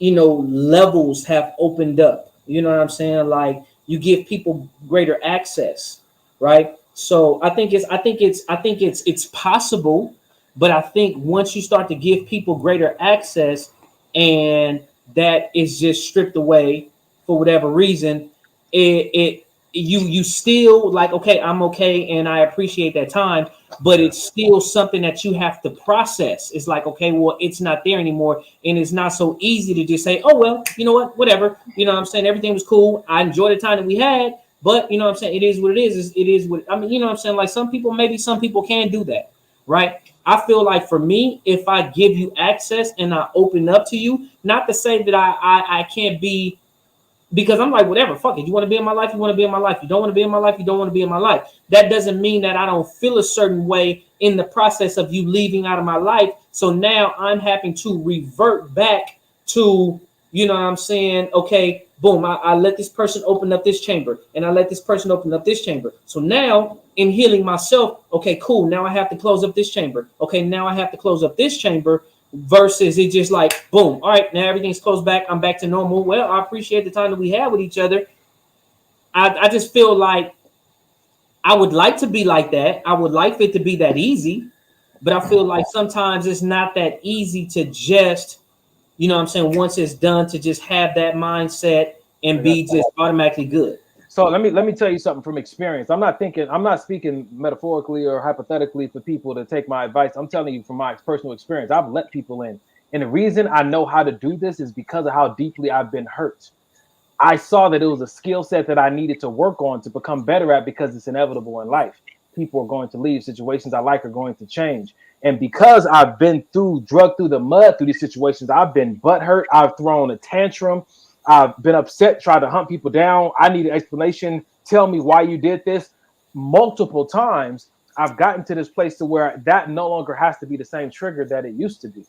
And I mean, you opened up a whole different conversation talking about it being easy versus being hard. I'm saying that it's possible through a choice, but I'm also saying that I'm in the gym often shooting my free throws. I'm in the gym often taking this shot over and over again, because how does something become, I wouldn't say easy, how does it become more fluid for you? Through practice. And God has sent people in my life and situations in my life since I was a kid that I had to learn how to get more comfortable in this environment. That's why I'm sitting where I'm at today, and that's why I'm able to do it, because of what I had to go through. And it's not from a place of hurt or anger or resentment. It's just me practicing this skill set of just being okay and not being so attached to these things, being able to enjoy them for a moment, and when they're gone, being able to give them that grace and it not affect me like very dramatically. And I don't have this big drawn out process to go through, because I understand what it's like to lose a game. If I was on the road playing in the league and every time we lost a game, I needed 3 months to recover, they'd cut me from the team. You got to learn how to take your wins and your losses the same way. Or even if you see them as wins and losses, you went out there, you played, you did the best you could, you're going to play again tomorrow, forget the game that you already had. I personally don't think every game is the same, though. I feel like sometimes you have those championship games. Sometimes you have in a regular game, and it's like, cool, I lose a regular game, whatever.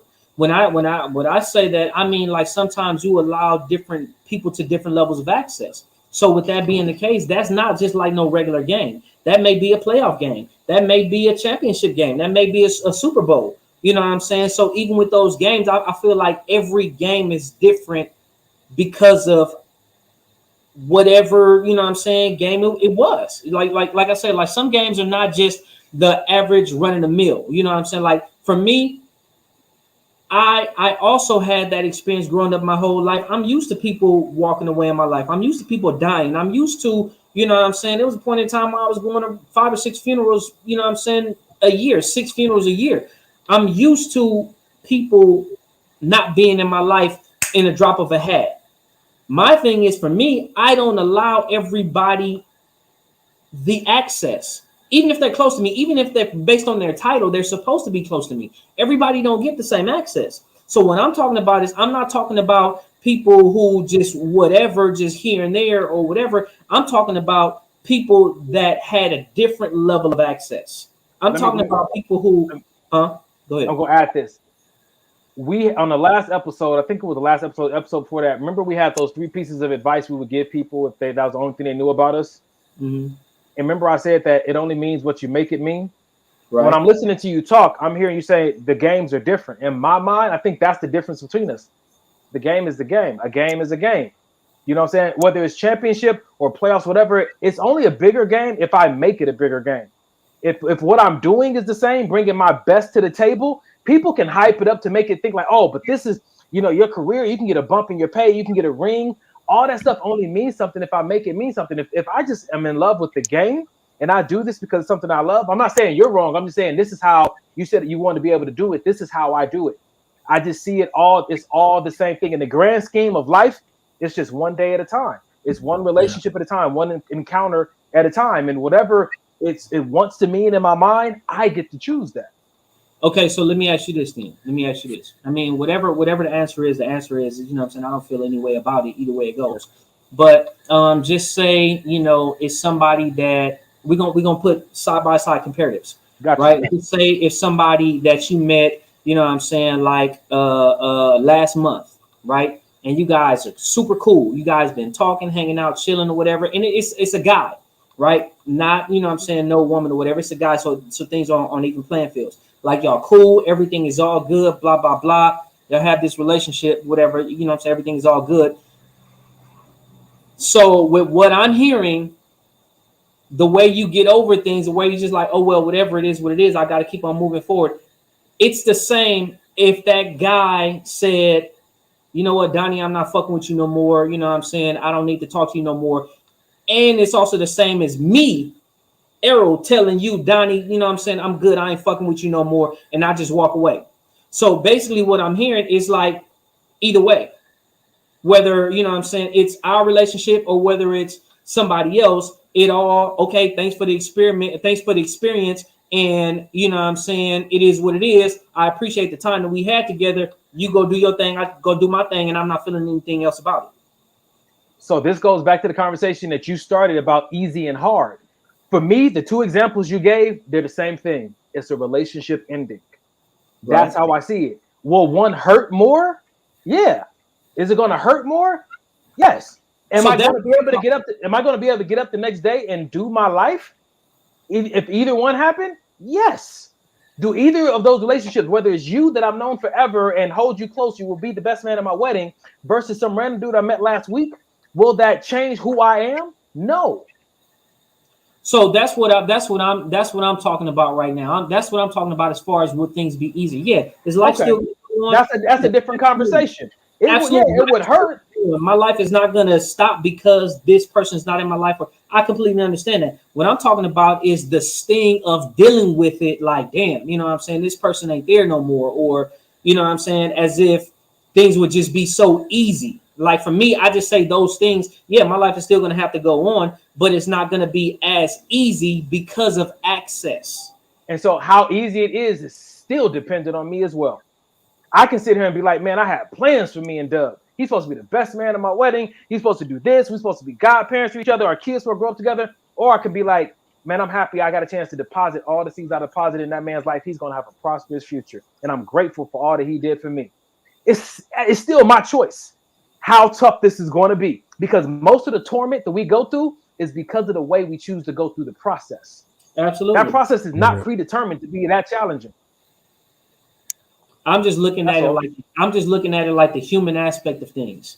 Like, you know what I'm saying? Every choice, you know what I'm saying? Like some people walking out of your life is easy. You know what I'm saying? Some people that you no longer have to deal with is easy. Like, you know, I have family members. If I never talk to them again, whatever. I have other family members that if I never talk to them, it's like, damn, you know what I'm saying? It's one of those things that is going to hurt. Either way, my life has still got to go on. And even if, you know, I tell myself, well, you know what, your life is still going to go on. That don't mean I'm not going to have those depressed days. That don't mean I'm not going to have those times where I'm just hurting and I'm just like, damn, you know what I'm saying? Like, I don't have this person no more. You know what I mean? Yeah, my life is still going to go on, but sometimes it may be tough. Sometimes I may think about that person and cry. Sometimes I may, you know what I'm saying, wish I can see or talk to that person again, but I can't. So it's not going to be as easy as if it was somebody who already, like, don't give a shit. Talk to him, but don't talk to him. I see what you're saying, man. People grieve differently. Yeah. Remember we had a coach shop in my mom's backyard, and we talked about suffering and how the definition of suffering is you putting yourself in a mental state. Right. Suffering is you putting yourself back into a mental state. And so I have to recognize my tendency to put myself back in an unhealthy mental state that causes me to have suffering. And remember that whole day we talked about you can have suffering or you can have magic. But again, like you said, I think that human aspect that I hear you talking about, it takes practice. You know what I'm saying? I had a big training time when my dad passed away. I had spent almost a whole year deciding I was going to get to know him. I went up there every week to see him at his convalescent home, only for him to have a stroke. I go to the hospital and he didn't know who I was. Mm-hmm. I was upset. Why was I upset? Ego and selfishness. I spent all this time coming to get to know you, and now you're about to die. You don't know me. You don't remember any of this effort I just put into it. That was all about me. Versus I still had those memories. I still had those moments, whether he remembered or not, whether the stroke affected the front or the back part of his brain, I was still his son. We still made those memories, and they could still be precious if I let them. Or I could have just had that moment of him saying, who are you? Destroy all of it. And it could have all just meant nothing at that point, but it was still going to be my choice. And I didn't choose right when that happened. I was upset for a few days. So when I tell you my practice with this has left me in a very good place to feel like I can handle more things than I could a year ago. Okay. You know, I look at it. I can handle whatever is thrown at me. You know what I'm saying? Well, everybody deals with things differently, right? Everybody processes things differently. Some things, like I said, some things is just like whatever. I don't give a fuck about that. You know what I'm saying? That's what it is. Yeah. Other things is like, damn, I really cared about that. Like that hurt. You know what I'm saying? And I have to be honest with myself. It's just like you saying, accountability. You know what I'm saying? I have to be honest with myself and just say, yeah, that one hurt. My life's still gonna go on, absolutely. You know what I'm saying? Yeah, I'm still gonna keep it pushing. And it's still gonna be, you know what I'm saying? I'm gonna keep it 100, and I'm still do my thing and make it happen. And I'm gonna go on and I'm gonna experience different things, different people, and you know what I'm saying, different life. And I'm gonna have this wonderful life and all this stuff. Yeah, that is the case. You know what I'm saying? And this is gonna be magical. Yes, that is the case. Even in that though, it's just like, damn, but right now, I'm not at that point right now, and I feel this. You know what I'm saying? Being honest about it. Right. Even me on here talking about all these things that I'm able to handle and whatnot, I may face a situation tomorrow that is above me. Yeah. And may not be able to tap into this. And guess what? That's still okay. And in the next episode, I'm gonna come on with a new way of learning how to process things, because that's what life continues to throw at us. Opportunities to learn on how to do this better. Yeah. What you say? This is what you know right now? Man, all I know is what I know so far. Yep. All I know is what I know so far. I still got a whole lot left to learn. Mike, you got anything you want to add, man? You've been out in the audience. So that's exactly where I've been. I feel like I've been watching the show, and it's good. It's good because you know what I mean. Not only do I get to know the two of you perspective on the same issue, but you know, it just it resonates with situations and relationships that I currently deal with. You know what I mean? So it's good to be able to be behind the scenes for a moment and just watch the show. You know what I mean? Yeah. That was good conversation. Y'all ready for another video? Let's go. Ready. All right, so this one's interesting. So I want to see y'all perspective on this. A couple who live together and we have separate bedrooms. Let's talk about why. We love having our own spaces inside of the house where we can work or hang out or have alone time. And for some couples, they might make it mean that having a separate bedroom might mean that there's something wrong in a relationship. But we believe that space creates even deeper levels of love and connection in a relationship rather than the opposite. So it's really important in some way, whether you have separate bedrooms or not, to really create that space between the two of you so you can miss each other and want each other and have more desire and attraction in the relationship. So that's why we have separate bedrooms. All right. Go ahead, Doug. Don't be nice, be kind. So this is what I'll say. Separate bedrooms, fuck no. Your own space, absolutely. You know what I'm saying? Yeah, we can have our own space to do, you know what I'm saying, whatever. Like, okay, cool, this is my space that I need to just, you know what I'm saying, do me, you know what I mean? But bedrooms, nah. How am I going to touch on you and mess with you in the middle of the night? Now I gotta creep over to your room. I gotta. Yeah. Hey. Yep. That's it right there, Mike. Where you at? I think that I don't. Bianca said never. Next topic. Wow. People they're not feeling this, man. Where you at, Mike? I don't think, because when I hear creating space, that doesn't sit well with me. I don't want no space between me and my wife. I get, you know what I mean, being able to miss you, you go on a business trip or you go out with your girls and you come, I get all that. But when I hear creating space, I gotta make up this space to put between us. I don't want to create space. If we have space, cool. But I don't want to create space. Nah. So space is not a barrier. Space is actually what they used to say back in the day. You want to fight? We ain't got nothing but space and opportunity. Space, in my mind, is like just room for creativity. You know what I'm saying? My mom even told me about her and my dad. Like, it's something interesting about when you can come together with somebody who wants to still do role playing and have games and like sneak into your room at night. Like, it's something fun for certain people. I love the idea of separate rooms. I love it. One of my favorite married couples told me the reason for their success. Dub, you know, Melis and Danon from Texas. Yeah. They said the success of their marriage is based on one thing: they never smelt each other's shit. They always use a different restroom. They said that's how their marriage has stayed successful for so long. But when she talks about different bedroom, different bathrooms, I love the idea of the opportunity. It's not like you can't go in the same room and spend the night or stay there night after night, but that opportunity for creativity that's created with separate bedrooms, I love the idea. So how about you just have a? Oh, go ahead. No, I was just gonna say. So I feel like I want my relationship to be naturally spicy. I don't feel like I gotta make up this make believe fucking world for our relationship to have any kind of spice of life. Like, and that's why you're gonna marry Jay. Yeah. So this is what I think about it. This is what I think about it. I think I look at it a couple different ways. I look at it like this. Maybe we just have a guest bedroom, an extra bedroom, but our primary is with each other in that bedroom. Now, occasionally, if you just, you know what I'm saying, just want to, or even if you, you know what I'm saying, she's snoring too loud. Somebody put that in the comment where she's a real loud snorer. Okay, if she's snoring loud and I just need to get a good night rest because I got something going on. You know what I mean? But as far as primary bedrooms, you have your own bedroom, I have my own bedroom. Nah. Now, you know what I'm saying? We can have guest bedrooms and stuff. It's like, okay, you know what? I just want to stretch out a little bit more. I just want to do this. Or I just don't feel like hearing your shit tonight. You know what I'm saying? Like, yeah, you probably, you know, do this and I don't feel like hearing it. Whatever. You know what I mean? But specifically different bedrooms. And on top of that, I ain't paying for none of your furniture. Get your own. If you want to, my bedroom finna be A1. You can pay for your own furniture, pay for your own cable, your own internet. And you know what's crazy about that?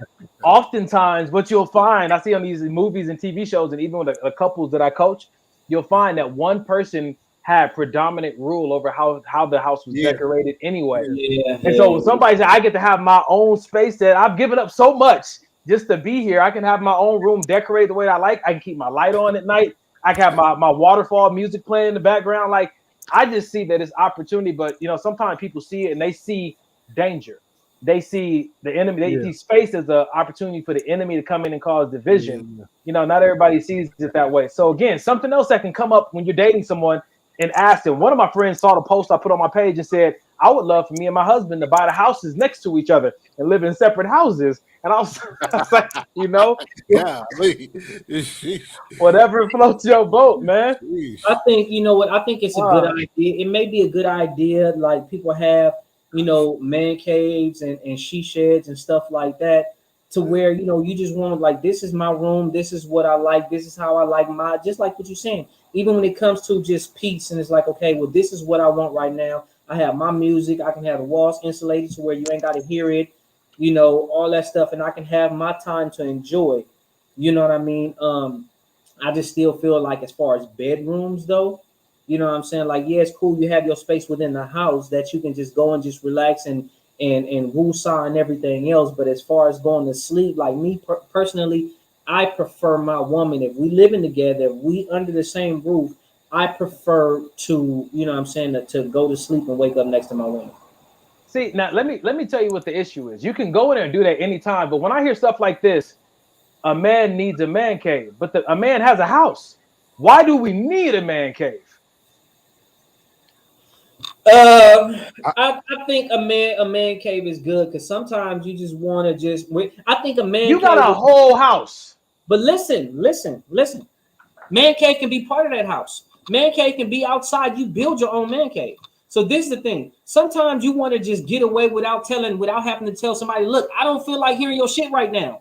I don't feel like looking at your fucking face right now. So what I'm so why don't you build her a she shed and you hold down you can. Whether you build her a she shed or you have a man cave. The man cave could be obviously inside the house. You know what I'm saying? This particular room where I just go and just chill. Yeah. I'm giving you a hard time. I understand it. I just want to make sure that some people, they're treating the man cave like the doghouse. Like that's somewhere they send their man. No. Man cave is sanctuary, brother. It's like, but when I hear it, I gotta challenge that, right? Because it's sanctuary away from my castle. My mentor told me this. This is why I'm okay with it, honestly. But I have to challenge it if we're in conversation. My mentor told me, he said, the house is something that you buy for your wife because it's somewhere that you put everything that you find of value. Everything that's of value, a man is supposed to have a place to house it. And he said the house is what you buy for your wife because she is of the most value to you. So you buy it for her and she decorates, does whatever she wants. That is hers, right? And I understand how admirable and stuff that can be. And you just hope that she doesn't see it that way in a selfish sense. Because what happens when people go through an argument? Get out the house. They tell the man. I don't think I've ever heard the man tell the woman to get out the house. The only time the woman leaves is when she said, I'm leaving. But it's usually, you got to get out for tonight. Me and the kids are going to stay here. And so, again, like, we got to challenge these conversations because, you know, it can be rooted in something selfish and not as genuinely and sincere as a man may have purchased it for. But I want to ask you guys a question. Being objective, I asked you guys about this 2 separate room situations. You looked at the worst possible outcome of why you don't like it. Could you be objective and tell me what do you think of a possible benefit could be from having 2 separate bedrooms? Absolutely. So I'll tell you positive, and I'll tell you, I told you some differences or whatever, but I'll tell you some positives first. Maybe one person snores. Maybe one person's body temp, maybe the 2 people's body temperature is different, right? So maybe one person is just naturally warm, naturally hot, and then the other person may want to cuddle all the time, and that make you more hot. You know what I'm saying? Maybe, you know, you need a little extra space to stretch out on. Maybe, you know what I'm saying, the room temperatures, you know what I mean? So it could be a number of things. Maybe you jerk in your sleep or something like that. You don't want to wake the other person, whatever it could be. Yeah, man, Mike's on the same page. Like, what? He roll over in the middle of the night. What you doing? Nothing. Jerk, you mean like jerk, like, okay. Not jerking off. Okay. Right next to your wife. That's weird. Go ahead. So I mean, that's just some reasons why I think. Other reasons why I think it for me, because you know, I want to feel my woman at night. Maybe, you know what I'm saying, like I just want to touch her. Maybe I want to nuzzle up with her. Maybe I don't get a chance to in the daytime have some cuddling time with her. Maybe I don't, you know what I'm saying? That's my time to just, that's my safe space. You know what I'm saying? That's home. That's like, sometimes when you nuzzle up against somebody, it just puts you in this feeling because these hormones are just released and it's just like, okay, cool. I'm home. I can relax. I'm free. You know what I'm saying? I'm at peace. I'm good now. So sometimes you need that just to say, you know, just like, okay, for example, little kids. But before you go there, so what makes you think if you guys got 2 separate bedrooms, you can't just go in there every night? Because now you uprooting yourself from your so-called bedroom to jump in and go to her bedroom or his bedroom. It's not the same everyday comfort home. What's the difference between getting up and going in her bed or her coming to your bed? What's the difference? Why does it have to be the same room? But that's the one. If I gotta get up and go to your room every night, or vice versa, what's the point of having separate rooms? Right. Okay. Right. I'm having an objective conversation about it. I know. So if your wife decided that's what she wanted, like, so this is what happened. The reason I put this post up on my Instagram, because one of my friends was telling me about, let me not lose it, about couples who have to go to bed at the same time. You ever been in a situation with the woman you're dating or you're with when I say, oh, I'm going to bed, and she look at you and you still in the middle of your movie, and your snacks is still half full, like, you're not coming? Like, no, I'm not ready to go to bed. But the assumption is that when people are married, when one goes to bed, the other goes to bed. No. I don't think that's accurate at all. If that's an assumption, I don't think that's accurate. If I'm still in the middle of doing something, or if she is, I'll see you when you get to the room. It's cool. Because if anything, when you come in the room, I might want to, you know what I'm saying? You may wake me up. I'm just gonna get a house with the open room concept. My room, the kids' room, kitchen, bathroom. You can see it all from across. Like, everybody gonna see everything. When I'm on the toilet or when I'm on your mama, either one, you gonna you'll see it from the front door.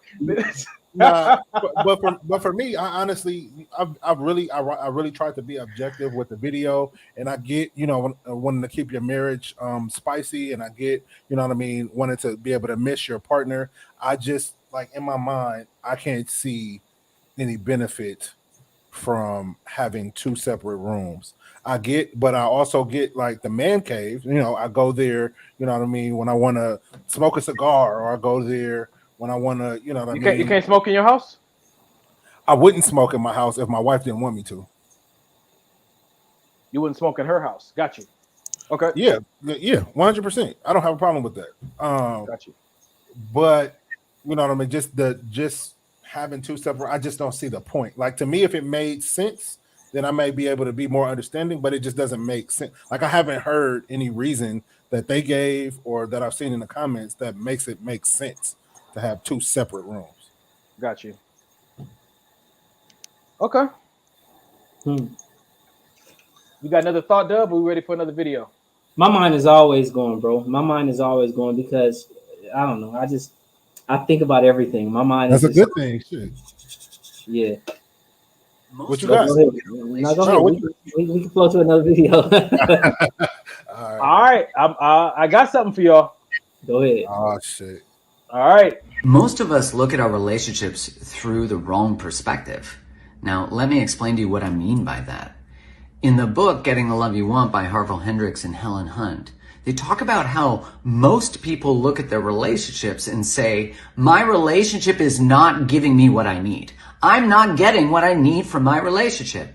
And they talk about a simple flip in how we orient to our relationship to actually ask ourselves, what does my relationship need from me to feel that way?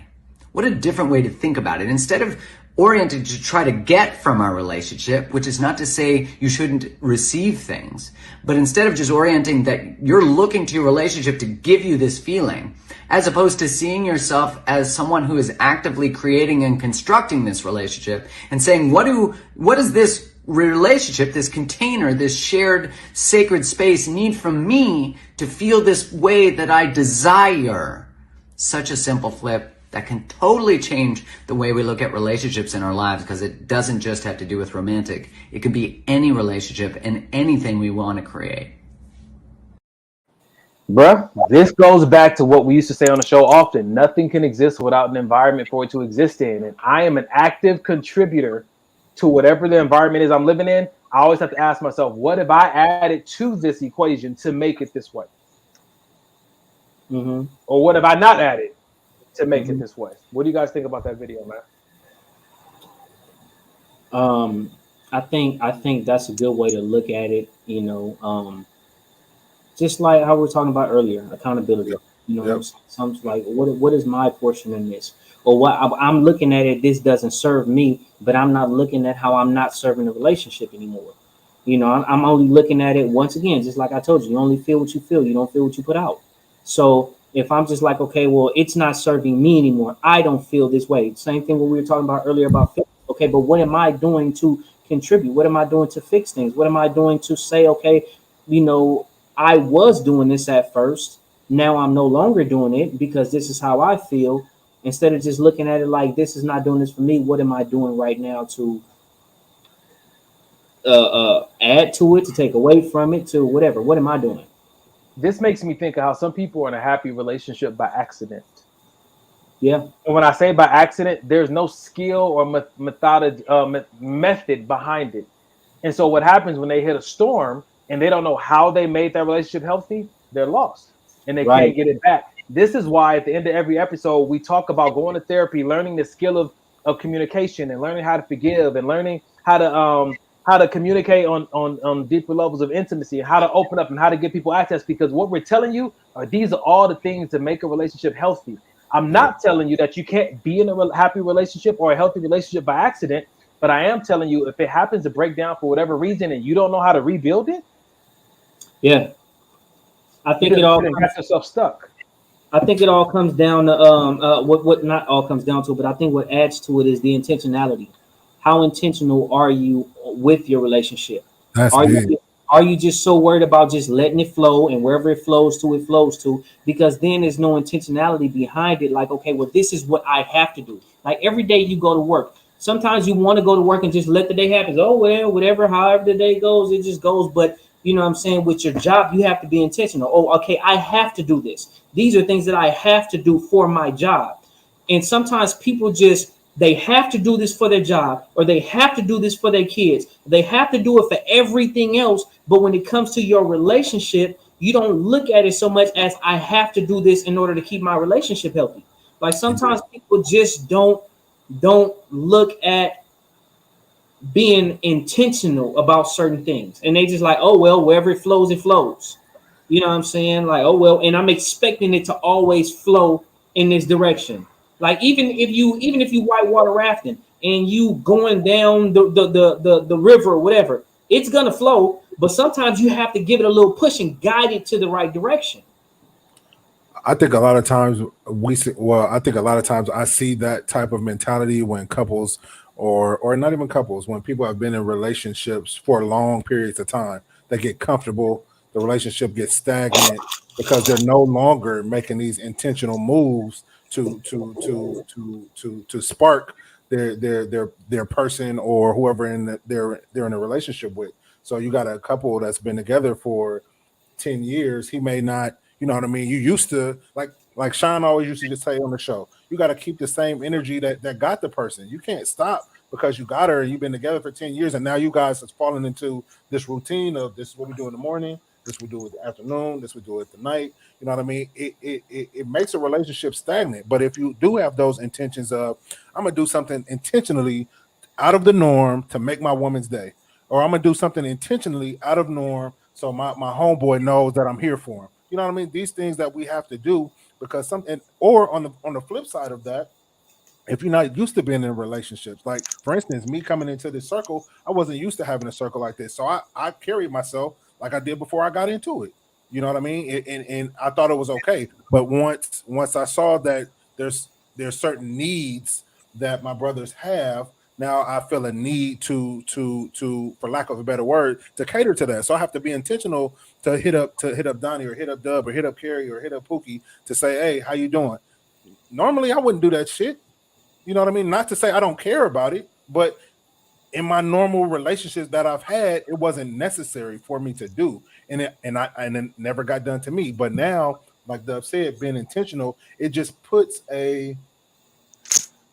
it lets you know that the person actually really does care. You know what I'm saying? And at the end of the day, that's what a lot of people want to feel in relationships. Like I just need to know you care and that you want to be here.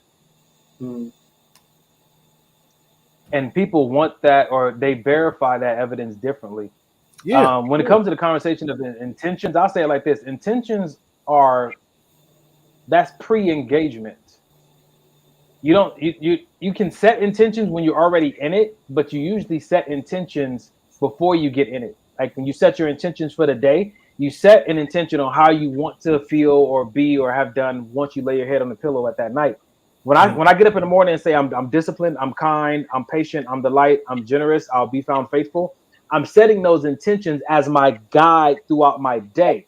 Yeah. And so when you're talking about the things you do for your wife or your spouse or your brothers and your sisters, that's the fruit of the intention. But what is the actual intention? The intention could be, I'm a man of integrity. I'm a man of my word. I'm God's son. You know what I'm saying? Or I am the provider. I am the protector. I'm setting an intention that is about me and hoping that that fruit that impacts everybody else comes from the intention I set within myself.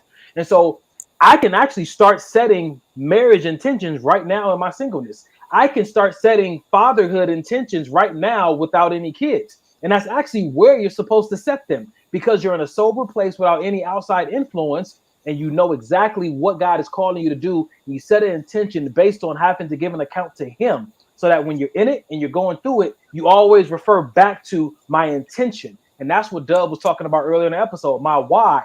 I got to come back to my why. My why should be rooted in my intention for being here. And we couple that with the last piece, capacity. My mentor told me intentions are great, but capacity is king. You could want to be and do all these things, but if you never learn the skill set, you never develop yourself, you never enhance your capacity to be able to do it, it's just going to be a want. You're not going to be able to follow through with it. That's my spiel. Stuff. Yeah. Okay. While you were talking, I was thinking about what you were saying as far as setting the tone and being intentional about the type of person you are. But then I also thought about spontaneous intentionality. Talk about it. You know, like what about your intentions when you are, it's spontaneous. It's right there in that moment. There's nothing that you started your day with thinking, but then it just drove it back to just being intentional about your character, being intentional about the type of person that you are.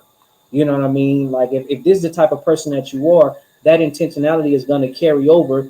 It's just like how the word of God says, out of the abundance of the heart, the mouth speaks. So what's already in there is going to eventually come out. So even if you set those intentions internally, you know they're there, and that's also going to reflect in a spontaneous intentionality. The spontaneous intentionality. Meaning, because I kind of feel where you're coming from, Dub. So meaning, you know, I'm going throughout my day, and you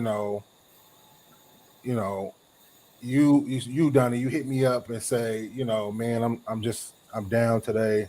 I'm not feeling too hot. And I say, hey, have you eaten anything? Nah, man, I ain't eating anything, but I'm good. I'll be all right.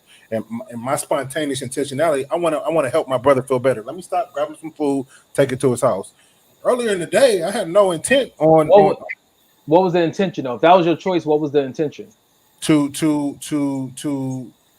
help you to feel better about whatever it is you're going through. If it's just to bring you some food. Okay. Can I tell you what I heard? Yeah.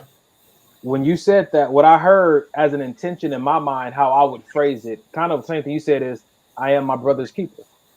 Yeah.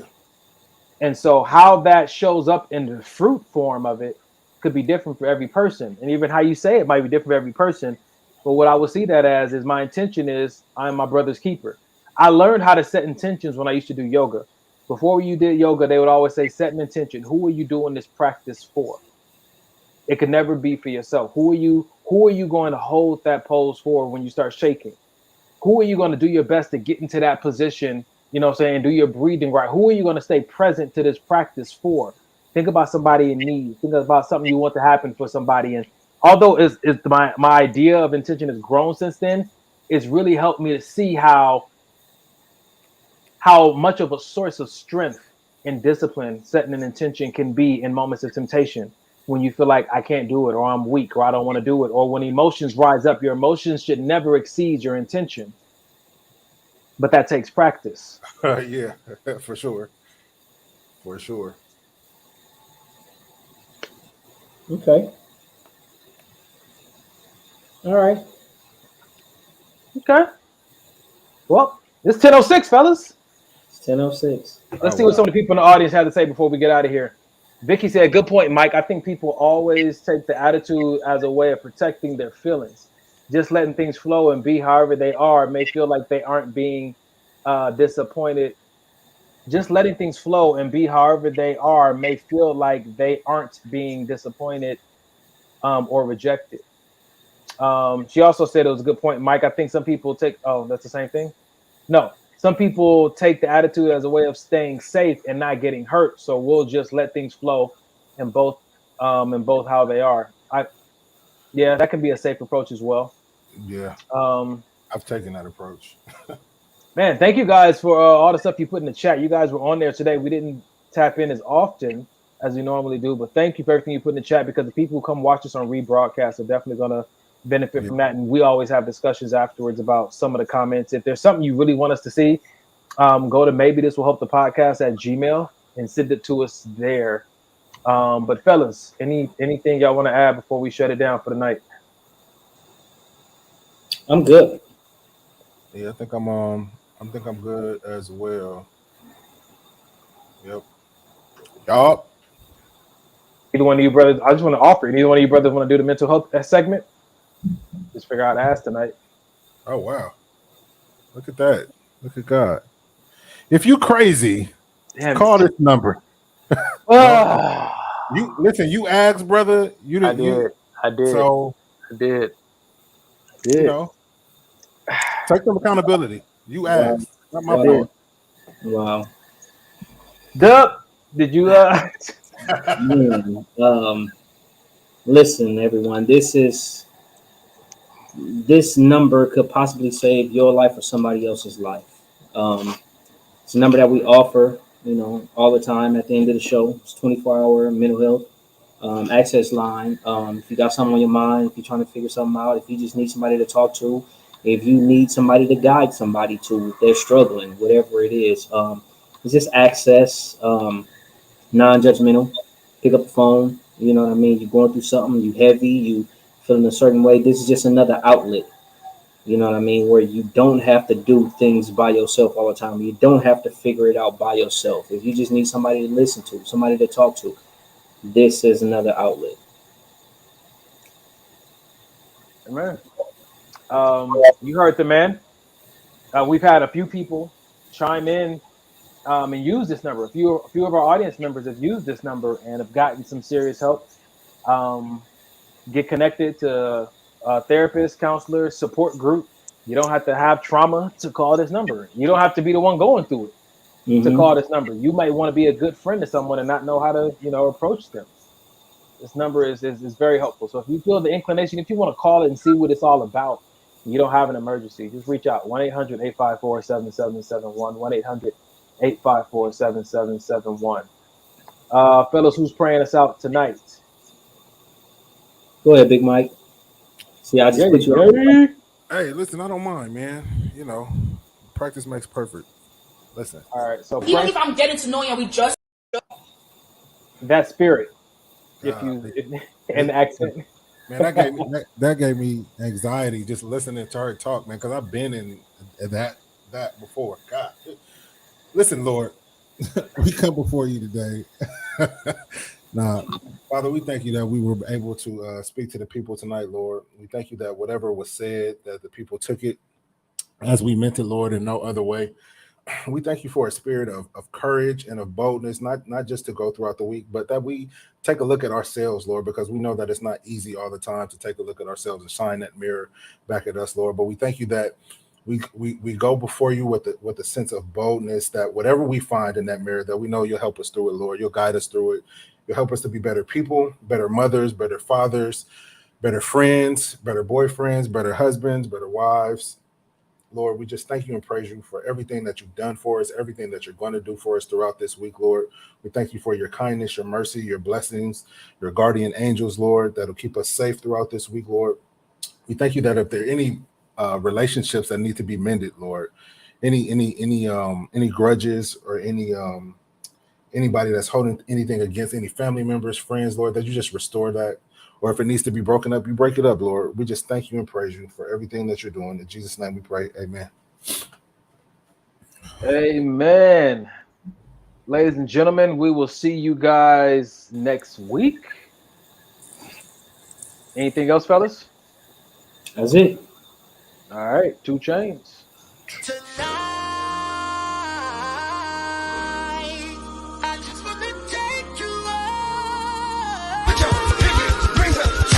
Don't forget the maybe, baby. Don't